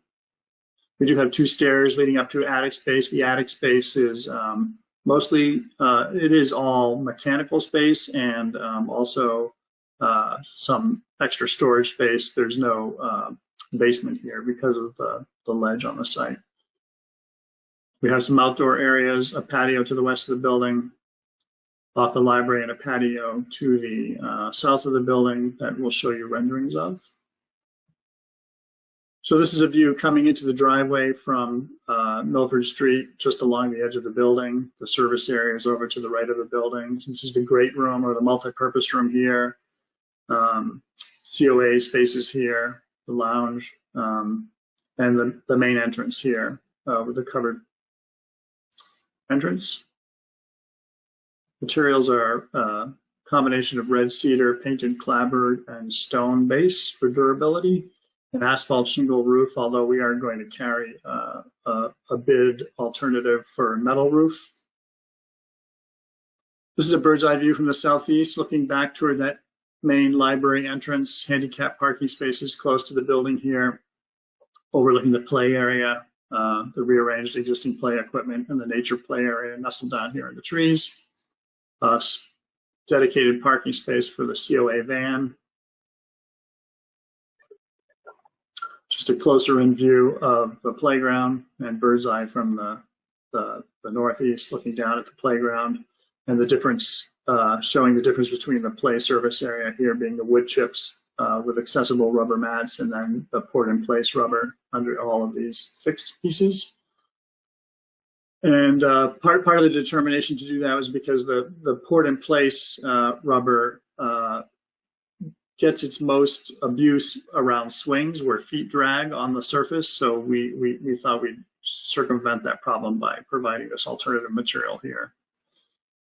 The South Plaza here, right off of the children's library and the small group room. This is all fenced in again and integral to the playground. So there's free movement between these two places. And then same here with free movement from this play down to the nature play, all within one fenced zone with large enough gates for access in on both ends. Just a closer in view of the play area. You can see the nature play nestled down on the trees. We have embankment slides, that's new. And all of this equipment is predominantly reused equipment. Looking up from the nature play, up toward the play. And then that intergenerational plaza that I mentioned, this rendering actually is incorrect. It shows the fence here. The fence is no longer here. The fence is coming around the perimeter here. And then to budget, which Steve will take over again. Yep. Thank you, Peter. What we're showing here on this slide is essentially have had now two cost estimates from the professional cost estimator. Our SD cost estimate, which came in around December 8th, is the first column. I know it's hard to see, but essentially we took that initial cost, we reviewed it, we value engineered it, and came up with our mid-December SD cost, which is the 12.355 number that we've been talking about for a while. After design development, we go out for another estimate because the details on the drawings and the specifications are a lot clearer. There's more information for the estimator to really take off and come up with an estimate. So that design development estimate came in at the beginning of March, and it did come in a little over what our established budget was. So we subsequently reviewed that estimate. There was some miscommunications on some line items, but we did have to do some value engineering. And as Jim said earlier, most of it involved finishes. We're changing from tile wainscoting to just regular board and chair rail. Things that nothing that would hamper the function of the senior center or the library or the building utilities and MEPFP systems, but it mainly finishes. And we were able to get again our design development estimate back down to our budget, which essentially we've set a cap for our budget for the project, and we are back down to the $12.355 million mark, and that's total budget. That's not construction. That's with soft costs also. So we we've gone through 2 rounds, and again, the design development wasn't way high. It was a little higher, so it was in a good in a good range. But we don't want to go in the wrong direction. We want to stay with our budget. So that is really the latest budget that we have as we go and continue on into the CD stage. And then this is just an indication of the value engineering items that got us to that budget. We actually brought forward between Steve and my office, we came up with 35 items to look at for cost savings, and this handful of items was selected to get us. We needed to get down by 130,000 to hit the mark exactly. We overreached it just a slightly bit, so the construction cost is slightly lower than SD, but the overall project cost was the same. But you can see these are all inconsequential really to program use, and they're mostly finish adjustments.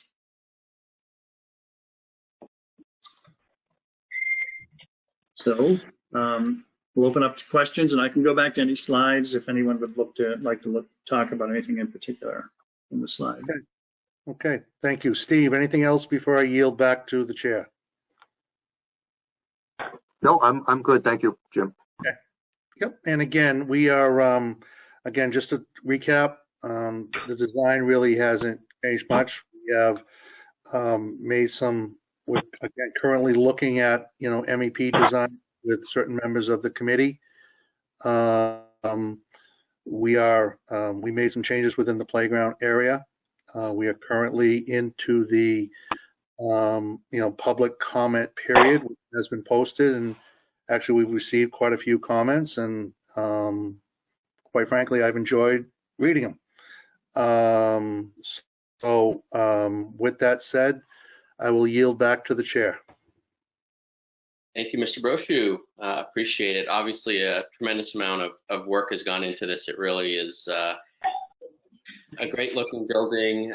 It's very functional. It meets all the needs we've laid out specifically for this project in combining the existing library function and the Council on Aging. So, I'm certainly a fan, certainly an advocate.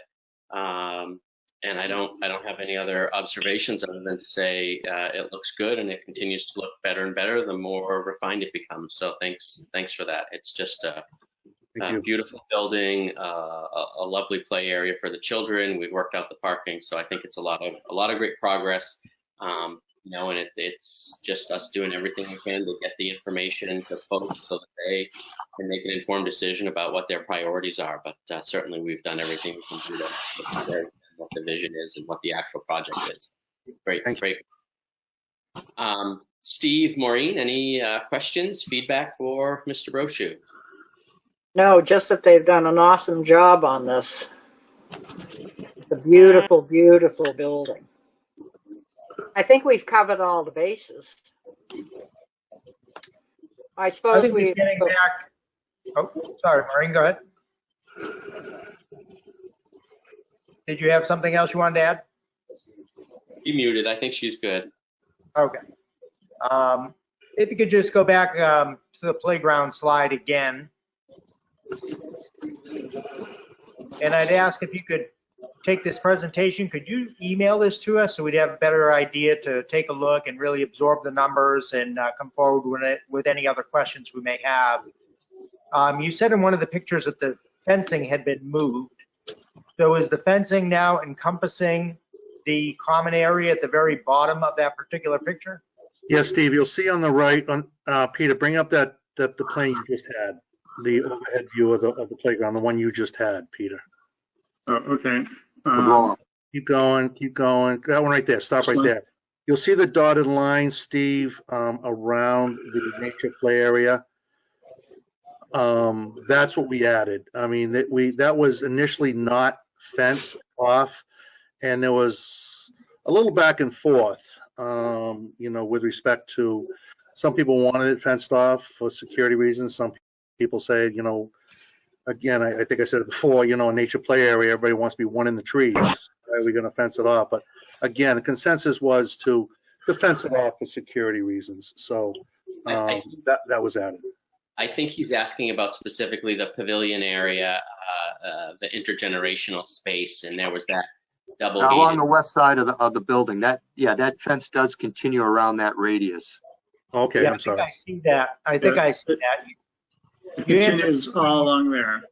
Yeah, it's enclosed, dude. Okay. So that fence comes all the way down behind the building, all the way down to this patio area? Yeah, right to here, to this point. Can you see my cursor on the screen? Yes, I can. Yes. Yeah, so that's the gate, and then it runs along here and all around the playground and returns into the building here. Okay. And then from the parking area, where is the access? Is there only one gate to get into the playground, or is there multiple gates? I think there's a lower gate. There's a gate off in here that's kind of obscured by the trees, I believe. There's a walkway in here, but that's the main gate, right from the parking area, right here. Okay. And then from the building, there are two locations, two doors that are out. There's actually a door directly out of the small group room as well. Okay. Yeah. You know, and just a couple observations. You know, beautiful layout, enormous building. It looks terrific, but you know, my opinion, it still doesn't fit. This is something we've been kind of trying to get around here for a few years. From my perspective, it's too big a project and that type of a parcel.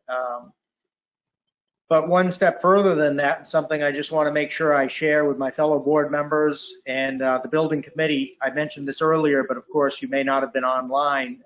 I've been, you know, contacted by a number of residents and taxpayers in town, and you know, they're upset with the scope of the building, just the total dollars spent. I mean, we're talking about $12.4 million in construction, another $560,000 in CPC money to rebuild the playground or, you know, relocate the playground. So, you know, we're at a $13 million ask. You know, back when we started this process, the estimate to do this construction was going to be a little under $9.5 million. Of course, there's inflation every year, but it's a far cry from 9 million or 9.5 million on up to $13 million.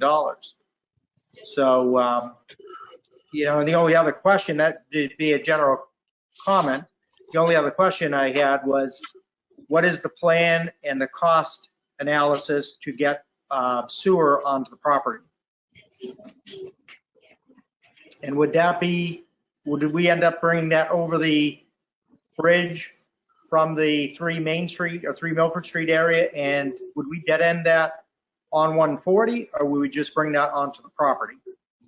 Steve Kirby, can you answer that?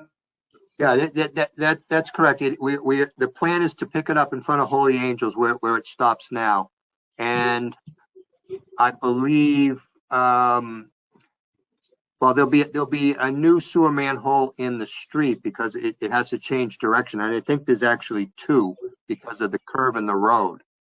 So if you're asking about a future connection to it, which for something upstream, there would be a structure in 140 in order to tie into that.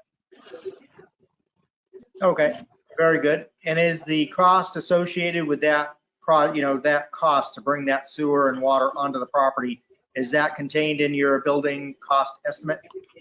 Correct. Okay. Yeah, it's a part of the site work on the utilities section. We also have to run gas down to roughly the same area, which you know, a lot of times the gas company will pick that up. But we also have obviously water connections, domestic water, fire water, that also have to go out into the street, and on-site drainage.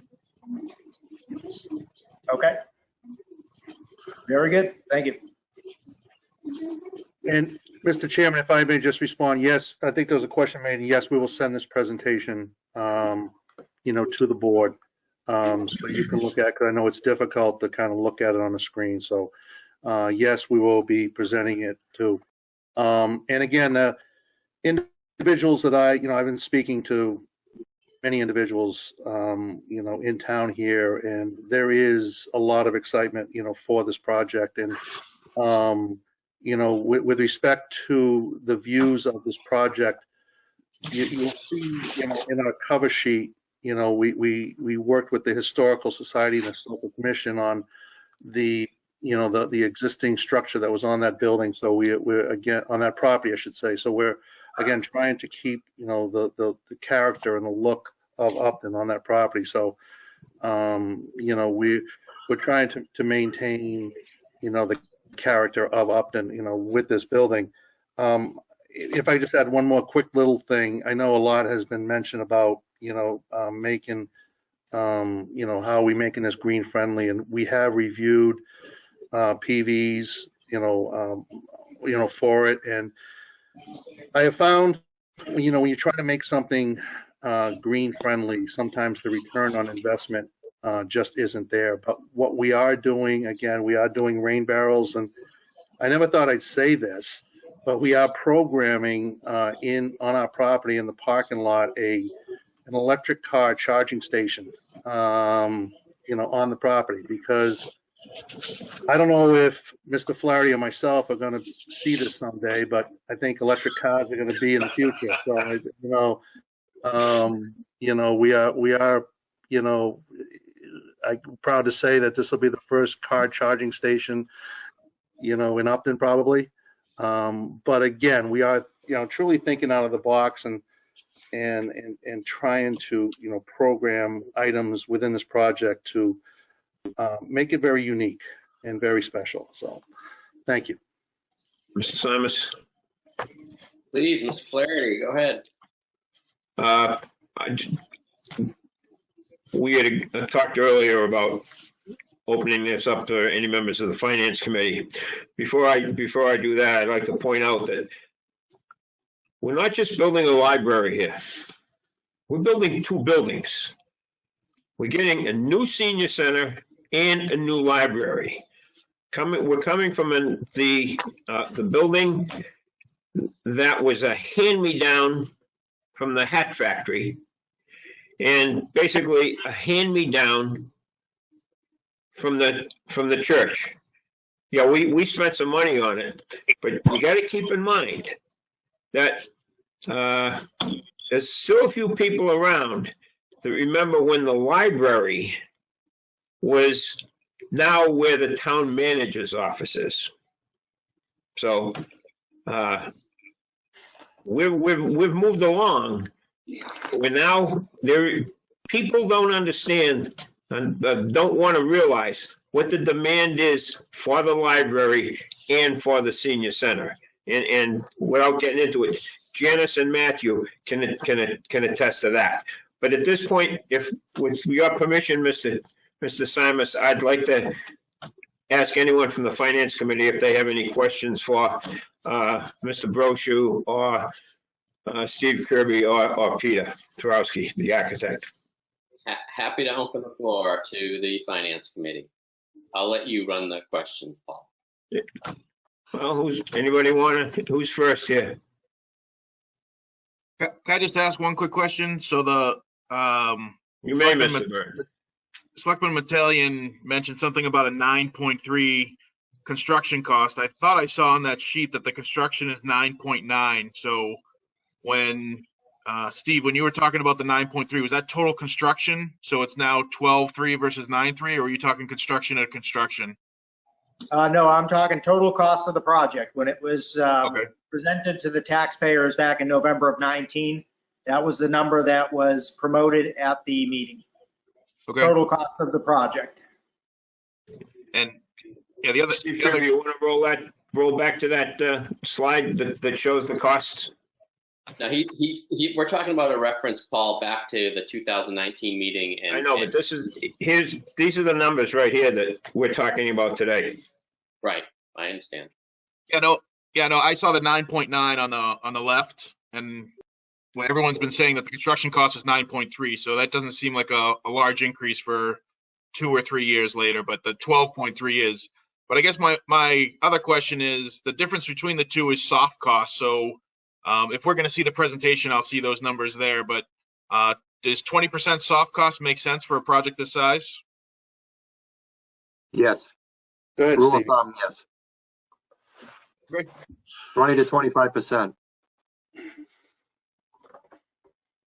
That's all I have, Paul.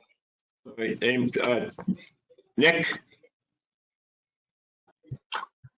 Not so much a question, just a comment that I think you touched on it about the need for the library and the need for the senior center. I think the need for the library and the usage of the library, I think those people are going to come out in droves. It seems to be the constant discussion point with people in my neighborhood and a couple other neighborhoods around town. So I get the cost is up there, but I do think this is needed. I think you guys have done a great job, and I see it being successful at town meeting. Thank you, Nick. Rick McGuire?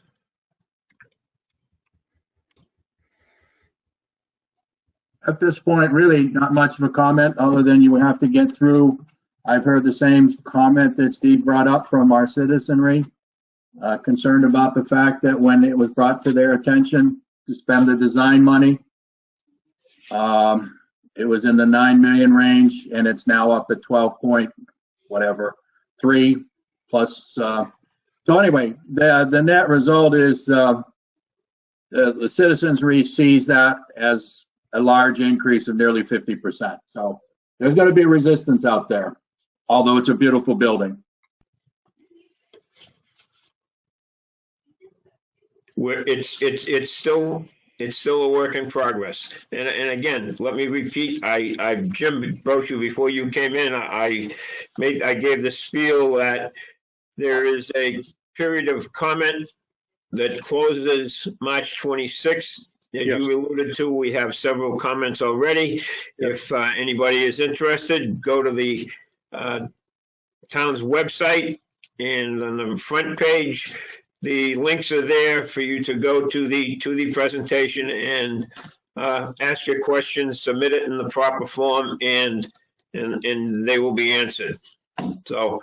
Mr. Chair, if I could say too, is that we are going to be putting together a Q&A sheet, once we've gathered all of the questions, so we can file the appropriate answer to it. So we will be posting and distributing, a Q&A sheet on everything that we have heard. I've heard a couple comments made with the escalation of the project. Well, again, what everybody has to realize is that the square footage of the project has also increased. And by comparison to what the library has asked for in the past, it is something that they're willing to work with, and they're happy to work with it, and they're thrilled and excited, to work within the square footage. But the square footage, has changed from when it was presented a year and a half or 2 years ago. Also, due to many reasons, uncontrollable reasons, material costs, and you talk to any OPM, you talk to any architect, right now, material costs and other costs, have gone up, and plus escalation. So there are, reasons why. It's not an apples to apples comparison.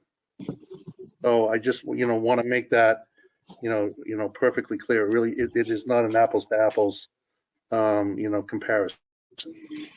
And if, Jim, if I might add to that and go back, keep in mind, you're getting two buildings. You're getting a library, and you're getting a senior center. The other thing is, you're here out on the street, well, you could have you didn't apply for a state grant, you didn't do this, or you didn't do that. The only way you can get a grant from the State Board of Library Commissioners is if you have a dedicated building. And obviously, this is not a dedicated building. Correct. Mr. Byrne, I see your hand. Go ahead. Go ahead, Steve, please. Can I just ask one thing that, it's come up, Selectman Mattalion and Rick mentioned it, and I'm sure that a lot of other people, so I wasn't aware of the 9.3, but just through Jim and, you, Paul, maybe someone explaining why it's increased from 9.3 to 12.3. It's a 30% increase. I think someone earlier said 50%. So I don't think we want to exaggerate that number, but escalation and inflation is not going to cover that. So, what was the square footage before? I mean, some sort of assessment between the two costs is probably going to help with the discussion, at least to understand it. Yep. I understand that the first one is back of the envelope kind of assessing, but a 30% increase, I think we should probably be able to explain what the differences are. That's my only comment, because it's come up a lot, and that seems like something we should have at least an understanding of. What do we assume for the 9.3, and what are we now getting for 12.4? That's my suggestion. And that is a great comment, Steve. In a past slide presentation, it's not on this one, but we will make sure we include it. We did do the comparison as far as what caused the escalation with respect to square footage, material costs, and so on. So we will include that, and we will resend that out. Steve Kirby, you look like you wanted to say something there. Yeah, actually, I just wanted to piggyback on Steve Burns' comment and question, which is also. Can I have Mr. Kirby answer, please? Steve? I was just going to chime in. There was some part of the escalation too, and obviously we'll illustrate it clearer. But some of the site costs have now risen because we have the additional parking area that we're going to be working on. Both on the town side and the VFW side of the site. Okay, go ahead, Steve Metellian. Okay. Yeah, just a quick question, kind of piggybacking onto what Steve Byrne was mentioning. The square footage of the building has changed now from the original proposal to where are we at right now? Did I hear at the last meeting, is it up around 17,000, including the mechanical space, or was it a lesser number than that? It's 15, and Steve and Peter, you're better at this. 15.3 usable space and 17 including the mechanical space, but yeah, that's roughly right. Yeah, it's 15 ground floor usable program space, gross floor area, and a couple more thousand in mechanical and storage on the attic. Okay, that's going to be part of the budget driver. That's what, again, we've got to kind of wrap our heads around. The original proposal, I seem to remember the number being either 13,800 or 14,000 square feet. So we've grown significantly from that number, which is driving costs. So, we've got to be prepared. If this article doesn't pass, we're going to have to go back to the drawing board and try to scale back the size of this building, and cut those costs back. But in the short run, it gives us a better understanding of, partial drivers to that. Well, can I just make one comment to that regarding if this doesn't pass? Can we, I don't want to get wild discussion. I can be real quick. Not counting the attempt at the joint library. This is probably the fourth attempt at coming up with a library. We have $700,000 into this at this point. And we probably have another $250,000 or $200,000 into the other attempts at trying to get a library. So if this doesn't pass, you're going to have almost $1 million invested in trying to get a library, and all you're going to have is a pile of papers and nothing else. So look at it that way, my friend. Great. Maureen, I'm done. Thank you, Maureen. Are questions? Are you taking questions from citizens in town? This is not a public comment section. Okay. But if you have a question, I will entertain that as long as we keep it brief. Go ahead. No, was there any mention of the Historic Society? Were they going to be provided a home in this building, or is that still up in the air? Just please announce yourself, Maureen, so that people know who's talking. Oh, Maureen Byrne, 158 Westboro Road. The Historical Society is not programmed within this building currently. It is going to be included, again, working with the Historical Society and working with the Committee of the Downtown Development is going to be included in their in their scope, but it just, Okay. again, it is not within this room. Okay. Yeah, they're a private organization anyway, too. So that's something to take into consideration with that. So, okay. Thank you. Any other questions? This is Christine Scott, through the chairperson. Please. As a member of the Disability Commission, I have a question. I don't know if it applies to this project or not, but by the VFW, there's always a handicap spot, and there probably would need one near the ball fields. So is that something that would be factored into this? We can only control what the town owns. We do not have the ability to enforce or regulate what is on private property. Again, we are working with the VFW for a shared parking agreement. It's just basically it's a mutual understanding that they will use our parking spots and we will use theirs if need be. But if there is an issue with respect to handicap parking or accessibility on their private property, we cannot enforce that on their private property or make any changes on their private property. Okay, thank you. Any other questions before we transition? Jim, thank you. And again, I want to say, I know, and I am thrilled that the town of Upton is promoting a lot of the projects, the over 55 housing, and my birthday was just a couple of days ago. So I will be needing this building in the near future. So I really hope that because I want to be able to see Mr. Flaherty down there too. So again, I thank you all very much, and just trying to add a little bit of lightness to the close of this. Thank you, Mr. Brosu. Appreciate we gotta that. hope we don't take up golf, Jim. We don't want to have to build one of those too. Well, we're gonna do a pitch and putt in the playground. I'm gonna drill a couple of holes in the playground with a couple of windmills, Steve. Love it. All right, guys. Thanks a lot. Appreciate all of the. Thank you all very, very much. Thank you. Take care. Have a good evening, everybody. Thank you. Thank you. So next up, we have the going over the town meeting warrant. So I know that was attached to the agenda. I know we've made a decision to add a couple of articles tonight, and I think there were a couple that we had tabled based on Steve's request. I think one was the VFW shared parking agreement article.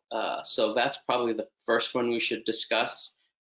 Steve, were you okay with that at this point? Do you want to wait for more information, or do we feel like we're in a good spot on that one? And Derek, correct me if I'm wrong on any of this, because my recollection isn't perfect.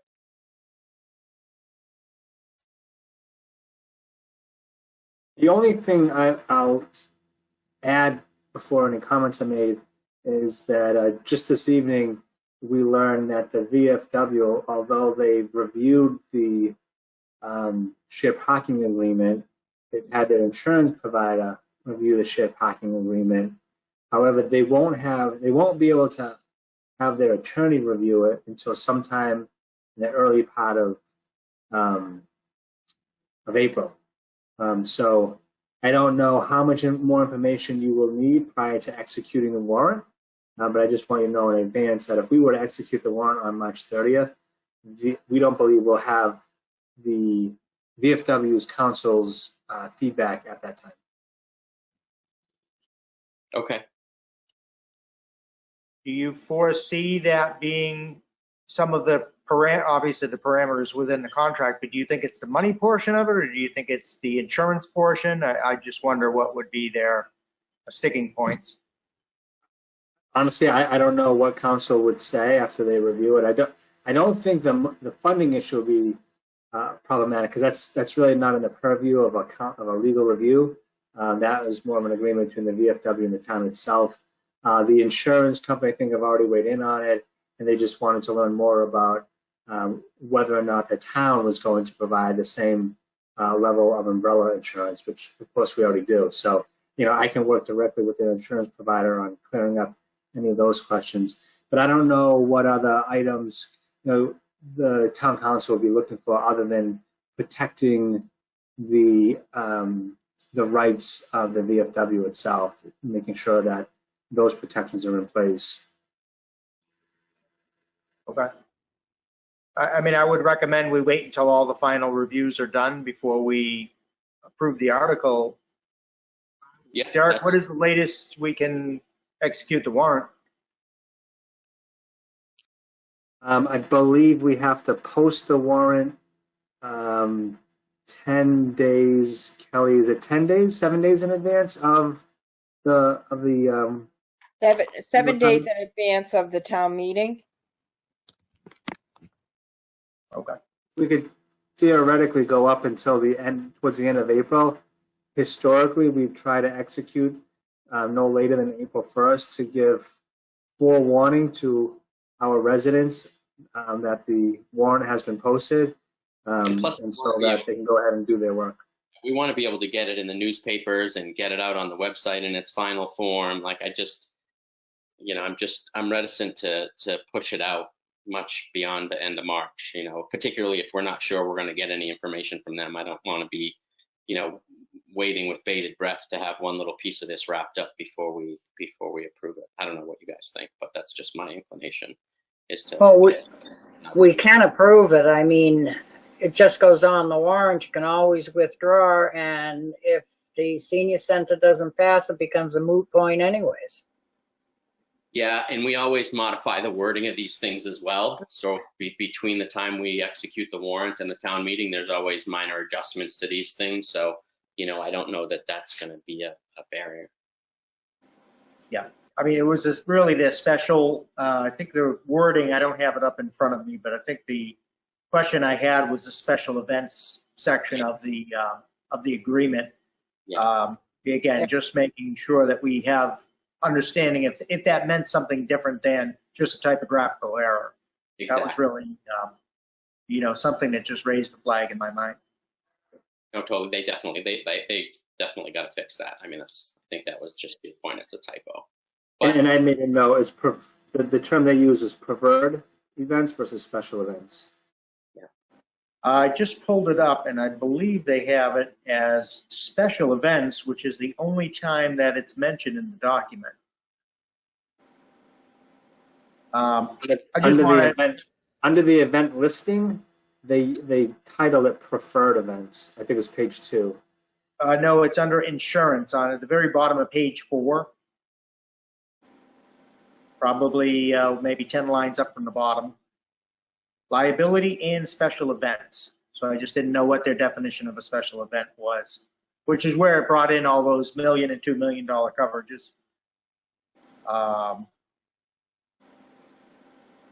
No, I understand that, but what I'm saying is I think that they're using the term preferred. So on page 2, if you go up to page 2, there's a paragraph that references events, and they use the term preferred events. So I guess my question to council is, under the legal paragraph, when they use the term special, are they referring to page 2 of those types of events? Right. Yes, I think that's what I'm questioning. Is that what they mean when they're saying special? Are they referring to that paragraph? Yeah. I just want to make sure we don't get into a situation like what we have going on, let's just say with the signage. There's some zoning changes that we're making on this warrant. We're cleaning up warrant articles from, 2 years ago or a year and a half ago. So kind of just want to make sure we nail it, don't have any loose ends, don't have any typos, make sure we get this thing right so that we don't have to come back in November or next May and clean up verbiage or clean up ambiguity in the contract. So that was the only thing I just wanted to make sure we dot our I's and cross our T's. Yeah. Now we do. But their council won't have a chance to look at it before March 30th. Is that what you said, Derek? Do you think they'd have? All right. I think we can get the answer to Steve's question before then, because that's a very simple question. So they don't need a full legal review to answer that one question. So I would suggest we at least get that one question answered so that when we want to execute this in our next meeting, that we at least have the answer to that one. And then at that point, we just have to go on good faith that the article can get worded appropriately, and we'll have what we need when we go to town meeting. All right. Okay.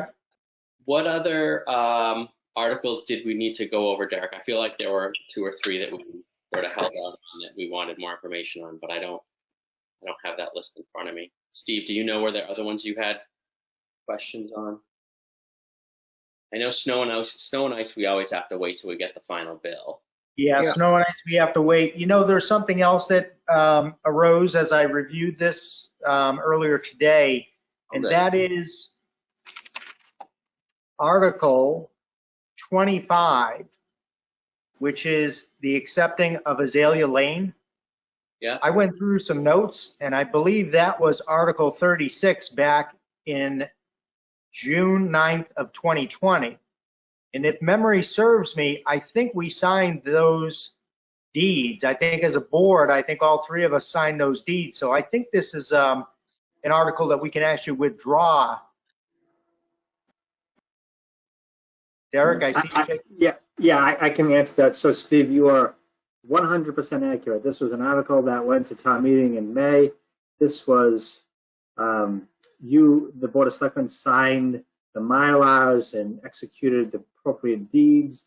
The reason why we're faced with that is that the applicant, they have 120 days to have the deeds recorded. They never recorded the deeds, so they busted a 120-day window. So they had to keep Azalea Lane as a private way through this winter to go through the entire process again.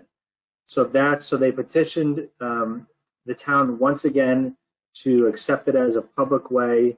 So we're going to try it again. Well, hopefully the town will accept it, and then they'll have the 120-day process to go through what they went through last summer in hopes that they file it to the register of deeds on time this time.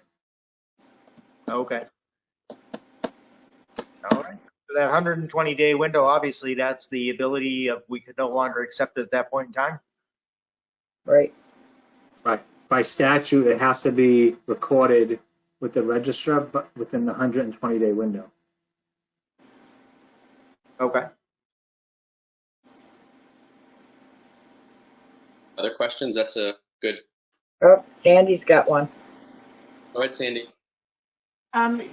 At the last meeting, you approved all the warrant articles except for Article 11B and Article 7. What was 7? I'm at 11B, which is the shared parking. So you said Article 7 as well? Yes. 7 is stabilization money. So I was basically a no on stabilization money. Gotcha. Article 7. Oh, that's right, because we approved everything. We just never went back to Article 7 and said, okay, Maureen and I'll vote for this Right. one. Well, that's what happened. Okay. So do we want to make a motion on that one, Maureen?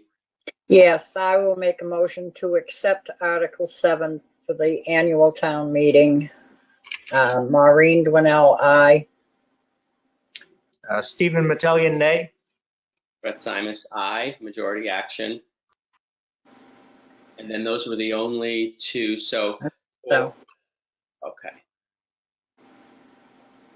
All right. So are there any other ones we needed to take any action on, or any other questions other than the 2? So now, go ahead, Derek.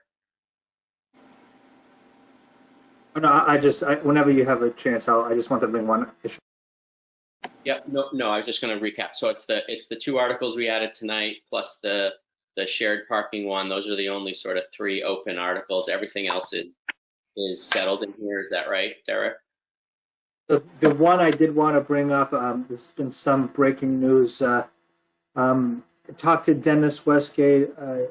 Paul had called me, was looking for a balance on the current tree line item within the DPW. Is approximately $18,000.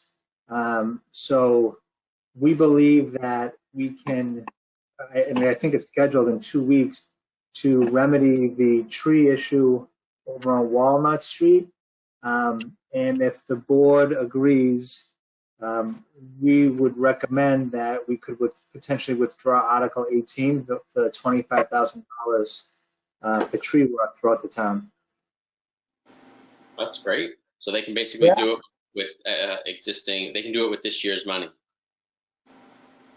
Awesome. Okay. Works for me. I don't know about you guys. Questions? Works for me. Always like to save money, so I guess that would be a good thing.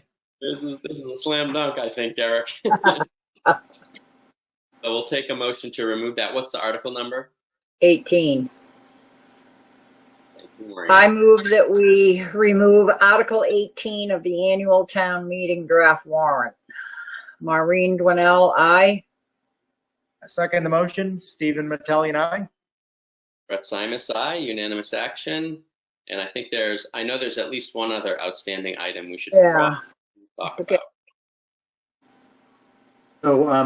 So just so you folks know, what my intentions would be to do, assuming there's going to be no additional articles, if the CPC article is approved, I will include that as part of the CPC block. And then, given the fact that you just withdrew Article 18, I will use that space, so I don't have to rearrange the numbers, to then include the article for the North Street property. And then lastly, as you all may have noticed in your emails this morning, the school department has rendered their assessment voted by the school committee last night, and they have assessed the town of Upton an additional $1.4 million. Clearly, again, we budgeted $375,000 initially. There is no, and I talked to Kenny Coster about this, there is no situation in which we can avoid an override giving that that high assessment. So with your approval, like we did last year, I will go ahead and include an override article, and then we can talk about what the final number is probably at the March 30th meeting.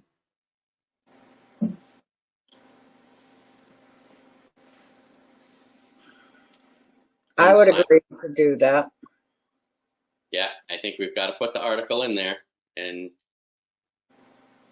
I was going to ask, by technical standpoint, do you have any option as far as not putting an article out? Just out of curiosity. Not that we would. I mean, the only way to avoid this, and again, it's not recommended, but that we would use, I'll say free cash, right, to cover the $1.4 million. As we all know, that's one-time use of funds. And so we would then begin July 1st in a structural deficit. So I can see Kenny shaking his head, but Kenny appeared out of the darkness, like, whoa. I heard that.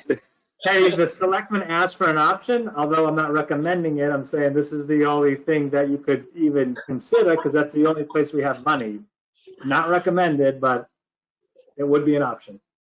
So then you'd have to raise that. You'd fund that, and next year you'd have to raise the 1.4 million again, and then you'd still need an override. Yes. It's a snowball effect, essentially. Yes.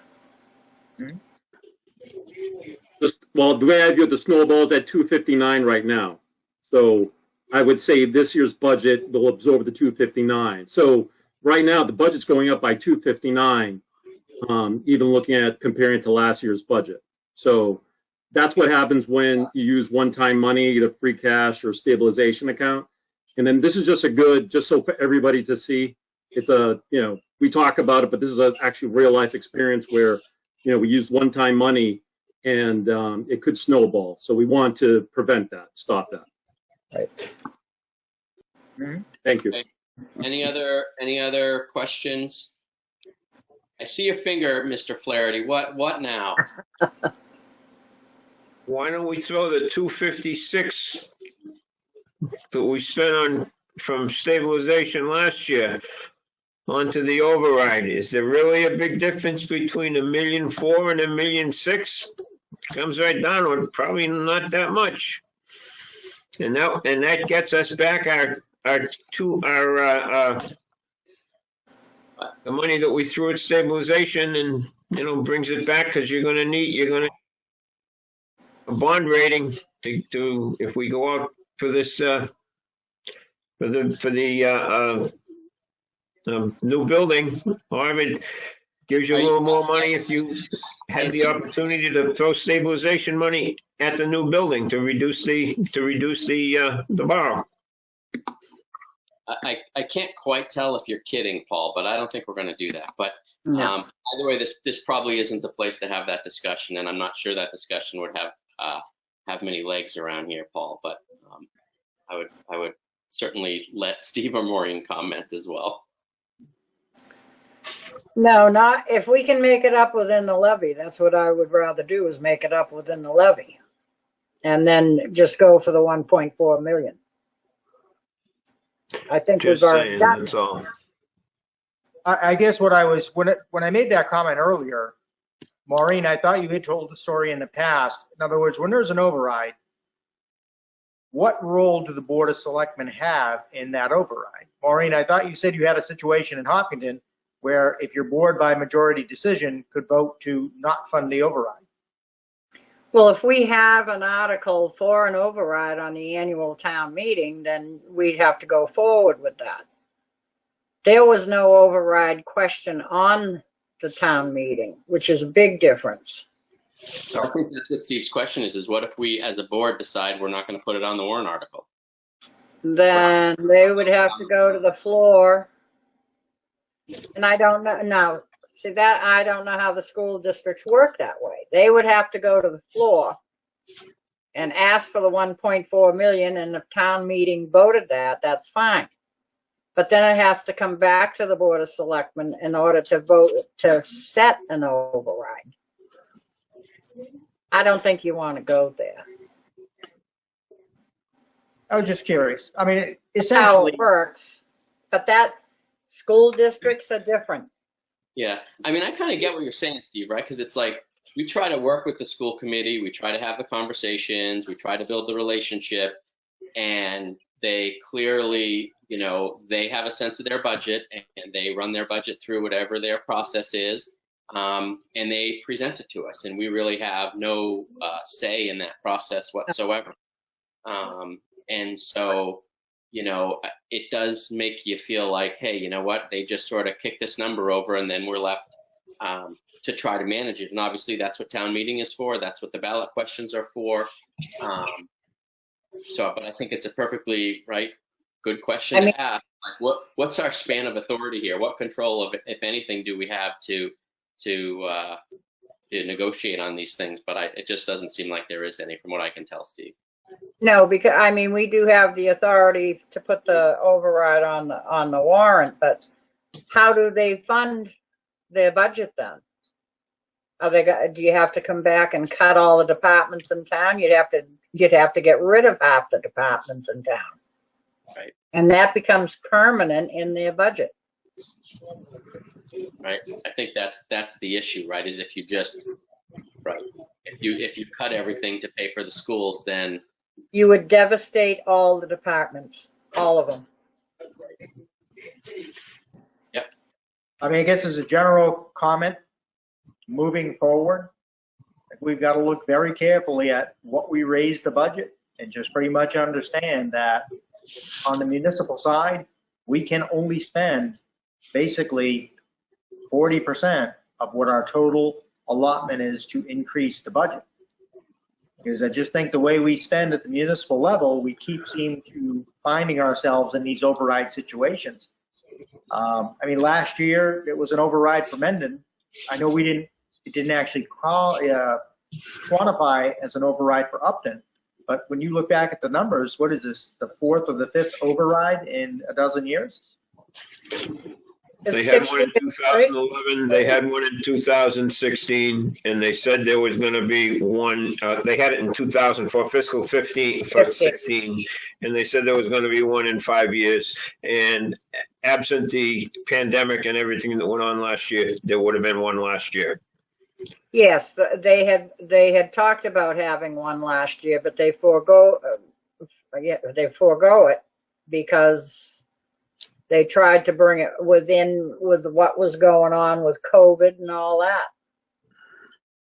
Right, but They said they'd be back. It was still an override question for Mendon. I mean, it didn't prove to be an override for us, but it was an override for Mendon. So. Not for the school. Oh yes, it was. That was an override question for the town of Mendon for the school. I thought it was a general government override. Nope. School override. When you put an override on the first year, it has to go where you have to designate where it's going to go. After that, it can go anywhere.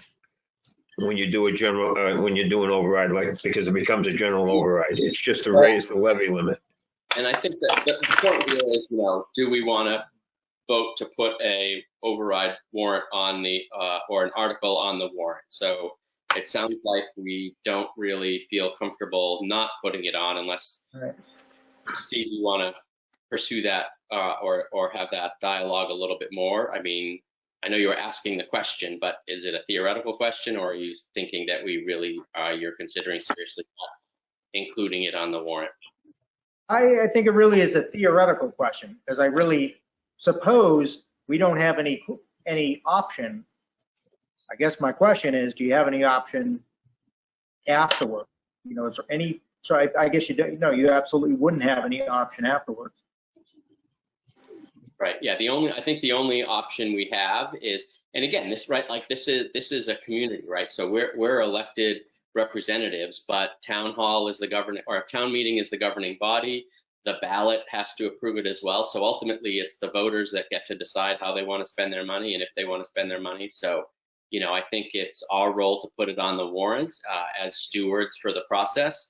And then it's up to the voters to come to town meeting and express their desires, and then it goes to the ballot. So with that, I'll take a motion to include an override article in the warrant. I move that we include an override article for Nipmuc School on the annual town meeting warrant. Maureen Dwinell, aye. Second the motion, Stephen Mattelli, aye. That's Simus, aye. Unanimous action. The next item on here is the BOS meeting schedule. I think Derek is just trying to line us up with the. Go ahead, Steve. Yeah, if I could just real quick, we were talking about the warrant and we kind of got away from the warrant real quick. Derek, just a quick question, getting back to the warrant. Do we have any idea where snow and ice is at this particular point in time? I honestly, I don't know.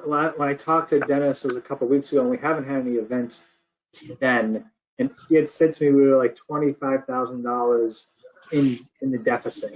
But he hadn't counted all the invoices at that time. So I would honestly think we're somewhere below 50,000 because we haven't had any major storms through the month of March. Aren't we supposed to have one on Friday, starting Thursday night? I think you jinxed us, Maureen. Yes. I'm just saying what was on the weather. Now we will. Thank you, Maureen. Well, it's supposed to start as rain, but it's going to start freezing late. I thought it was supposed to be 60 degrees on Thursday. Not Thursday night. It's going down. All right. Sorry. Anything else on the? I'm wrong. Yeah. No, I had nothing else on the warrant for now. That's all. Thank you. Yeah. Good. Schedule, Derek. Okay. So it would be nice to be able to line up the schedule. So there are 5 Tuesdays in the month of March, and in order to meet the designated timeline to execute the election warrant, I believe Kelly said it was like April 3rd. So that's prior to what would have been our first meeting in April. So I'm thinking that we're going to have to meet in March 30th to certainly to execute the election warrant. And I would assume at that time you want to consider the town meeting warrant. Certainly you could delay that a week if you choose to delay the town meeting warrant because you're looking for additional information. But I think to the conversation I heard earlier, that we don't want to go any further than that because we want to give folks notice to the town crier, so on and so forth. But those are back-to-back weeks. So do we want to meet on March 30th and then meet again the following Tuesday? So I'm just trying to get a better sense. Certainly, we definitely would want to meet the typical third Tuesday of April. Yeah, so definitely I think March 30th. And then when is town meeting? May 6th. May 6th, yeah. So May 6th. So if we have a meeting the 13th of April and the 27th, that sort of gets us in a 2-week cadence, at least through town meeting. So we could meet the 29th of March, then the 13th, and then the 27th. You want to meet the 30th of March, correct? Yeah. I think so. What do you guys think? I feel like if we meet the only issue with April is then it throws us off our sort of first and third, right, cadence.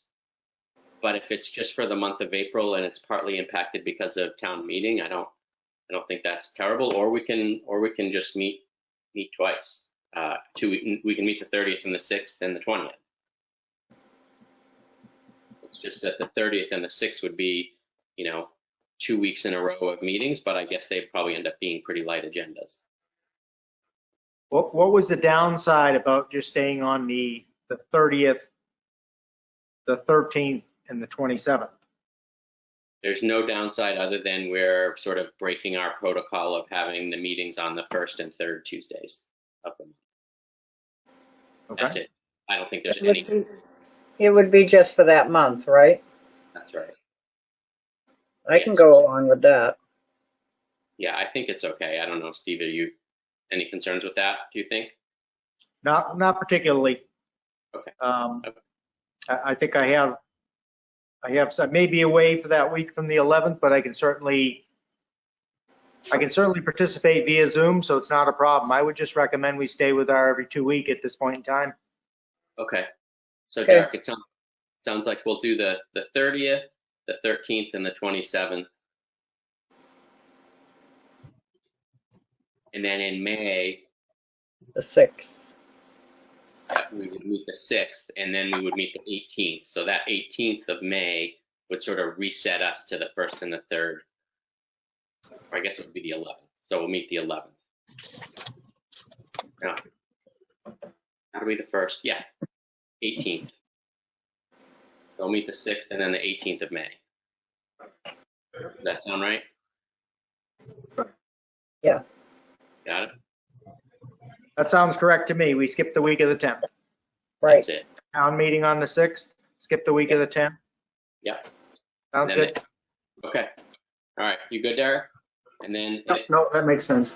And I'm assuming we're still on track to execute both the election warrant and the town meeting warrant. Keep in mind that there will probably be 2 questions at least to ponder for the election warrant.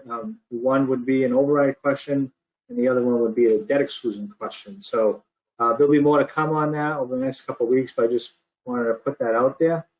Yeah. And we will plan to make those decisions on the 30th, ideally. Yeah. Okay. Yeah.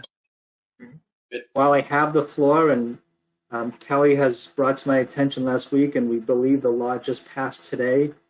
Governor Baker signed a law, I believe it was today, that allows municipalities to move the date of the election. So since we're kind of talking in this on these issues, if Kelly could just kind of explain to you a little bit, so to put this on your radar for something for you to think about. So our election is supposed to be on Tuesday, May 11th. As you might have heard, the Nipmuc Regional High School is going to be reopening full-time for in-person instruction beginning April 5th. I reached out to the principal because I know that they're doing a lot of mitigation issues, one being having lunches in the gymnasium to help with spacing issues. And so I had reached out to the principal about the fact that we had the election, so I would have the gym, and there would also be people coming into the school while they were in person, trying to keep everyone spaced out appropriately. So he made a comment to me, thanking me, but making a comment that they usually were using the gym for lunches, and then they were also doing AP testing that day, and that he would try to work around. I thought about it a little bit, and I was thinking it wouldn't make much of an impact if we moved the election to a Saturday, May 15th, just 4 days later. And what that does, one, it would give our voters the ability to vote on a Saturday versus a weekday trying to vote, even though a lot of people will probably be doing vote by mail. But it does give us the ability to do that, and I think it might be a good idea, and I just wanted to put it on your radar to get your thoughts and what you thought, because it is a vote of the Board of Selectmen to move the date. And the only change, all the deadlines remain the same, so it doesn't affect nomination papers, it doesn't affect the date that ballot questions need to be voted. The only thing, instead of a 20-day registration period, it's a 10-day registration period, so that actually helps the voters. So my recommendation at this point would be for us to, is to talk about, we don't have to decide tonight, right? When we can decide, why don't we put this on the agenda for the 30th? We can all sort of reflect on this, because I think it's got there's a lot of different ways to look at. I don't think changing it from the 11th is the issue, but obviously it's a new precedent to start having elections on Saturdays, and once we do that, it might be better. So, but let's all think about that if you guys are okay with it, and then we'll put it on the agenda for the 30th. And yep. Yeah, I would just like to comment. The only reason I would even make this recommendation is because of COVID. And so, as much as it might start a precedent, it's more because of COVID, and the high school the high school would only be open for a month at that point. Okay, great, thank you. Good to have options. Yep. Derek, update report. All right, I know it's late. I do have a lot to report though, so I'll try to go through it quickly. Take your time. We're here for you. It's important stuff, so don't feel rushed. Right. So I want to start off. So yesterday I had the opportunity to attend a press conference down in Uxbridge. As you know, the town of Upton was actually hosting a number of regional COVID clinics during the course of January and February, and then we were told a few weeks ago that they were going to stop these regional clinics. Well, thanks to Rep. Meridian and Senator Moore, they were and others from the state delegation, they were able to press the governor to reinstitute these regional clinics. So unfortunately, because the state required these clinics to be open 5 days, we didn't have a location here in town to be able to offer that and continue to host that. So they did find a location in Uxbridge, which we're going to take a part of. So those clinics actually going to start next week on March 22nd down in Uxbridge. They're going to be offered from a Monday through Thursday. There's going to be a 9 a.m. to 1 p.m. clinic, and then they'll stop for a little while, and then they'll reopen at 4 and go to 8 p.m. on those 4 days. But thankfully, the high school is available on Saturdays, so the 5th day of these clinics will be held at the Nipmuc High School, and it'll be every Saturday from 9 a.m. to 1 p.m. Except that's expected. Say again? Except on the 11th? Except on Election Day. Well, yeah, Election Day. The 15th. 15th, sorry, no, all right. Sorry. Kelly's actually already working on an alternative plan for that, so she's way ahead of us thinking about that one. But that's going to start on March 27th, and the first round is going to be focused on trying to get our public school teachers vaccinated.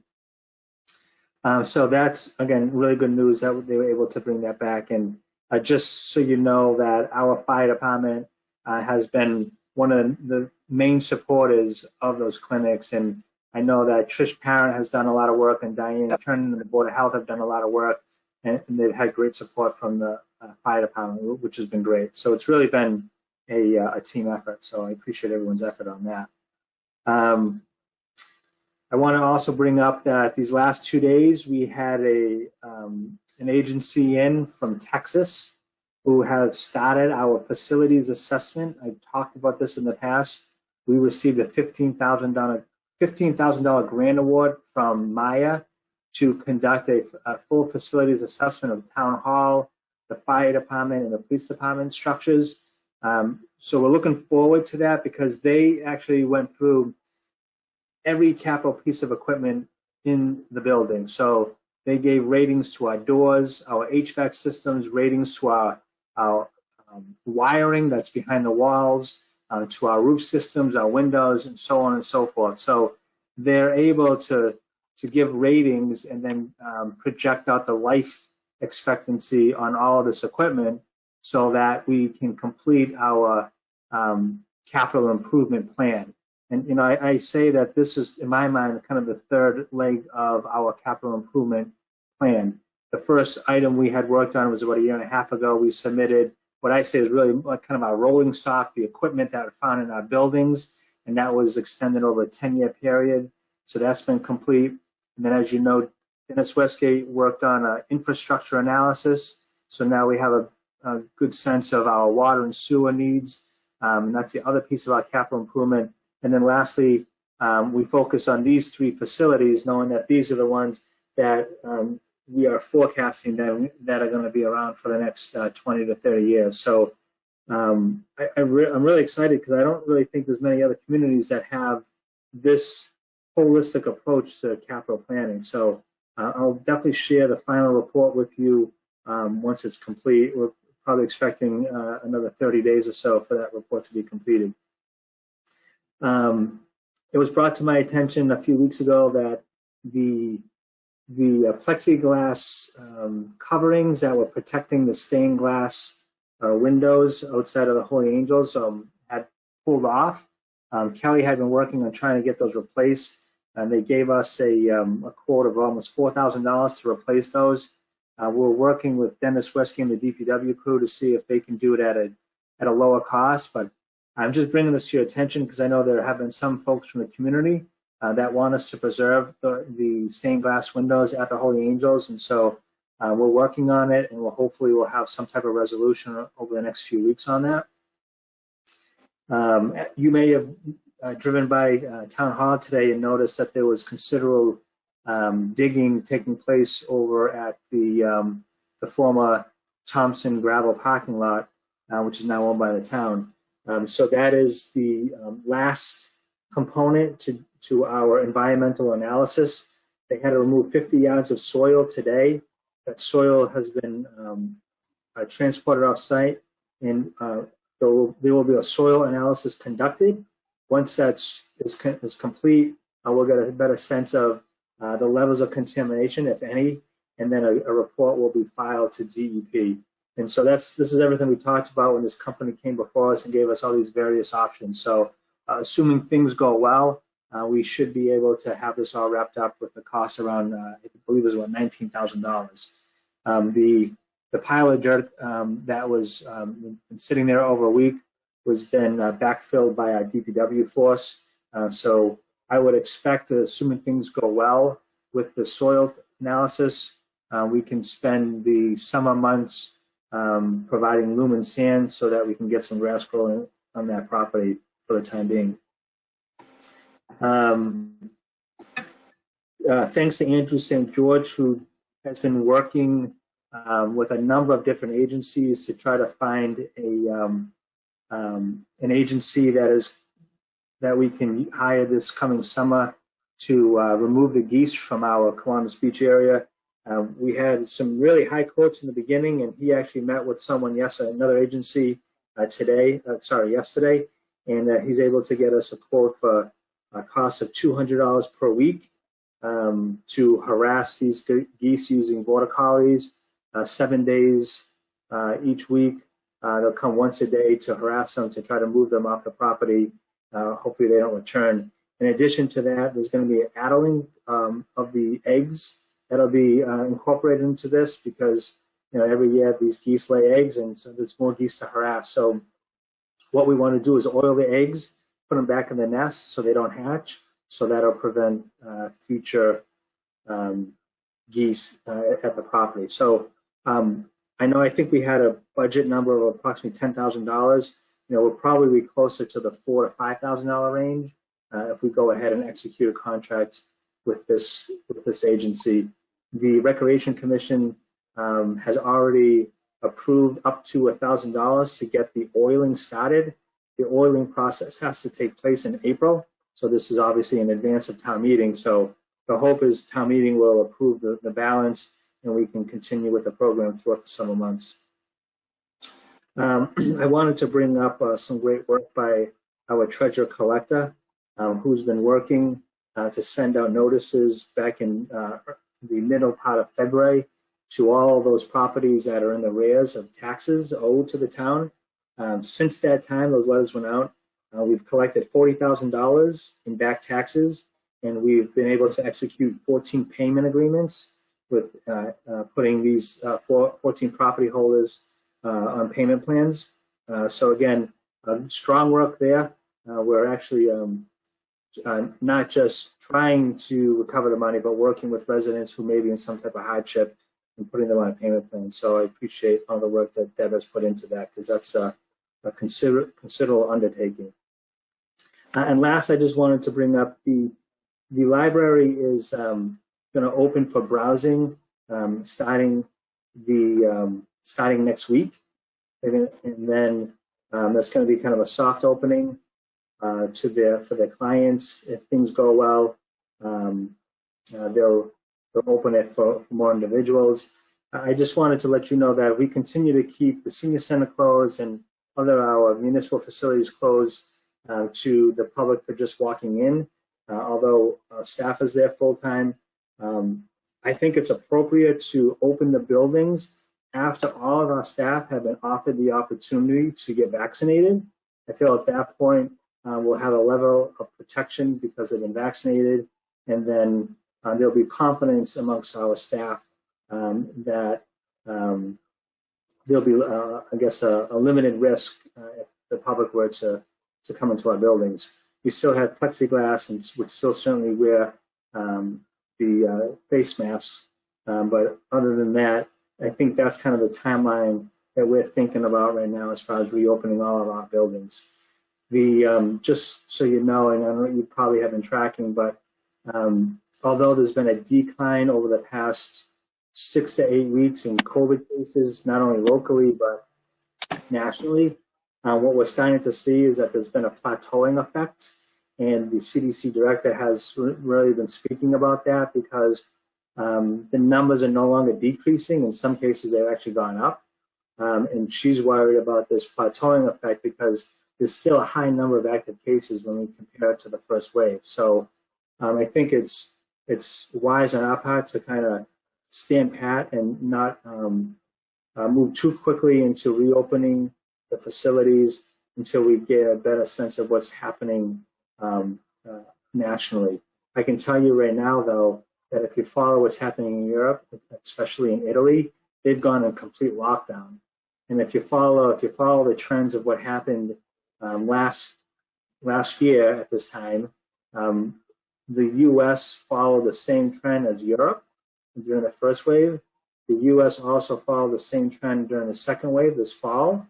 So again, there is some cautiousness that's being taken that the U.S. could follow a similar trend to what's happening in Europe today, which is why you see the Biden administration has really been pushing, trying to get as many people vaccinated as quickly as possible, because they are very concerned that there could be a third wave if they don't get that herd immunity that they're after. So that's all I have. I know there was a lot, but any questions, that's all I have for this evening. Great. A lot of great information, Derek, as always. Thank you for that. I don't have any questions other than the environmental study. How long will it be before we know that, we've basically remediated that site and it's sort of a closed issue?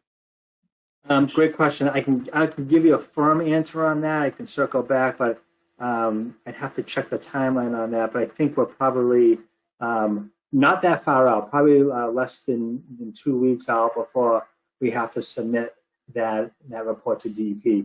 And prior to that submittal, we'll get the report and we can review that together. Yeah. Okay. Good, good. Good. Couple of quick questions. Regarding the management of the geese problem at Swanus Beach, you suppose you go under or get a signed agreement before we execute the warrant, would you therefore want to just adjust down the price of that warrant article from 10,000 down to, did you say it was 4,000? Yeah, I mean, we'll get an exact quote. Right now, they just, what we want to figure out at this point is what's the period of time that we want to start, and then run that through Labor Day. So we'll do the math on that. But yeah, absolutely. Once we figure out the exact number, we can certainly adjust downward. I would say though, just so you know that because the Recreation Commission is picking up the cost for April, what we would do is we would run the full cost from April to Labor Day, because we know next spring we'll need a little bit of money to start this process all over again prior to the May town meeting. So they'll just get a reimbursement for that 1,000 or whatever that number is. Good, good. Okay. It won't be a reimbursement, but it'll start the program for next year. I see. Okay. Yeah, the only other question I had was about, you said planning, let's just say, for instance, town hall. Is there a plan in place when the employees can get vaccinated? And do you have a projected date when the town hall will open? Great question. So I actually got an email this evening that tomorrow, so Diane from the Board of Health sent me an email, and she said tomorrow the state is going to announce their plan to vaccinate the general population. So I'll learn more tomorrow exactly what that plan is going to be. I can tell you though that in the past, because we are operating these clinics, anyone who volunteers to support these clinics has the opportunity to get vaccinated prior to the clinic. So we've had some staff who have volunteered in the past to be a part of these clinics over at Nipmuc on Saturdays, and they've been able to be vaccinated because of that. Good. Very good. I only have a comment. I'm going to keep that cat locked up. She was in my purse pulling all my money out. So I threw her on the floor, and she ran into the den, and she got up on the fireplace mantle and knocked everything off of that. She's locked up.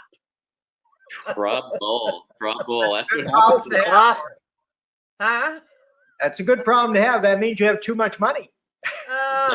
He thinks so. The cat couldn't find any catnip. There's too much cash in that pocketbook. I'm going to find lots of catnip for her. She knows when she's got a minute when you're not looking to dig right in there. Oh my God, she's awful. Awesome. All right, I will take a motion if there's no other questions. Thank you. I move that we adjourn the meeting for this evening. Maureen Dwinell, aye. There is no board comment tonight? About? That was the last item on the agenda, was board comment. That was mine, the cat. Oh, that was your, okay. I just have one closing comment, and then sorry to delay the meeting, but I did have just two quick questions or two quick comments. The first one was the park benches on the town common. Another resident had mentioned that to me. And it's funny, I happened to be driving through town because I honestly didn't even take notice whether or not they had been reinstalled or not. And there was a couple of, where the planter is on the back side of the common, there were a couple of kids sitting in the planter. Because again, there's no place to sit. So the kids are actually sitting in the planter. So I thought it would be a good item to bring up tonight while it was fresh on my mind to just see what the process is. And I would certainly be in favor of replacing those benches. I think enough time's gone by, and it's a meeting space for people of all ages. So I think it'd be a nice thing to do and get those benches back out. So that was just. I saw those kids playing in the fountain, and I absolutely witnessed that. So I am a fan. I second that, Steve. Let's get the benches back out before. Yeah, I saw the same kids. Oh, you did? Yeah. I love it. These kids are famous. How can we all be bird dog in the same spot in town? I don't know. That's something. That's funny. I was like, what are they doing? They're comfortable. It's a soft landing. Exactly. And the only other thing I was going to make mention of is we have the warrant posted. And again, this is really more probably for next week. We should probably also post the operational side of the budget. Again, I think that'll give a chance for folks to see it ahead of time. They don't have to crash study before the meeting.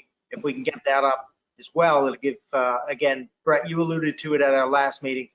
It'll get some of those questions and some of those hold items. I think we can put those to rest early if we could post this ahead of time, especially where we're 5-6 weeks ahead of schedule. I am a huge fan of publishing this stuff as soon as we can and as public a way as we can. So, yep. Okay. I agree.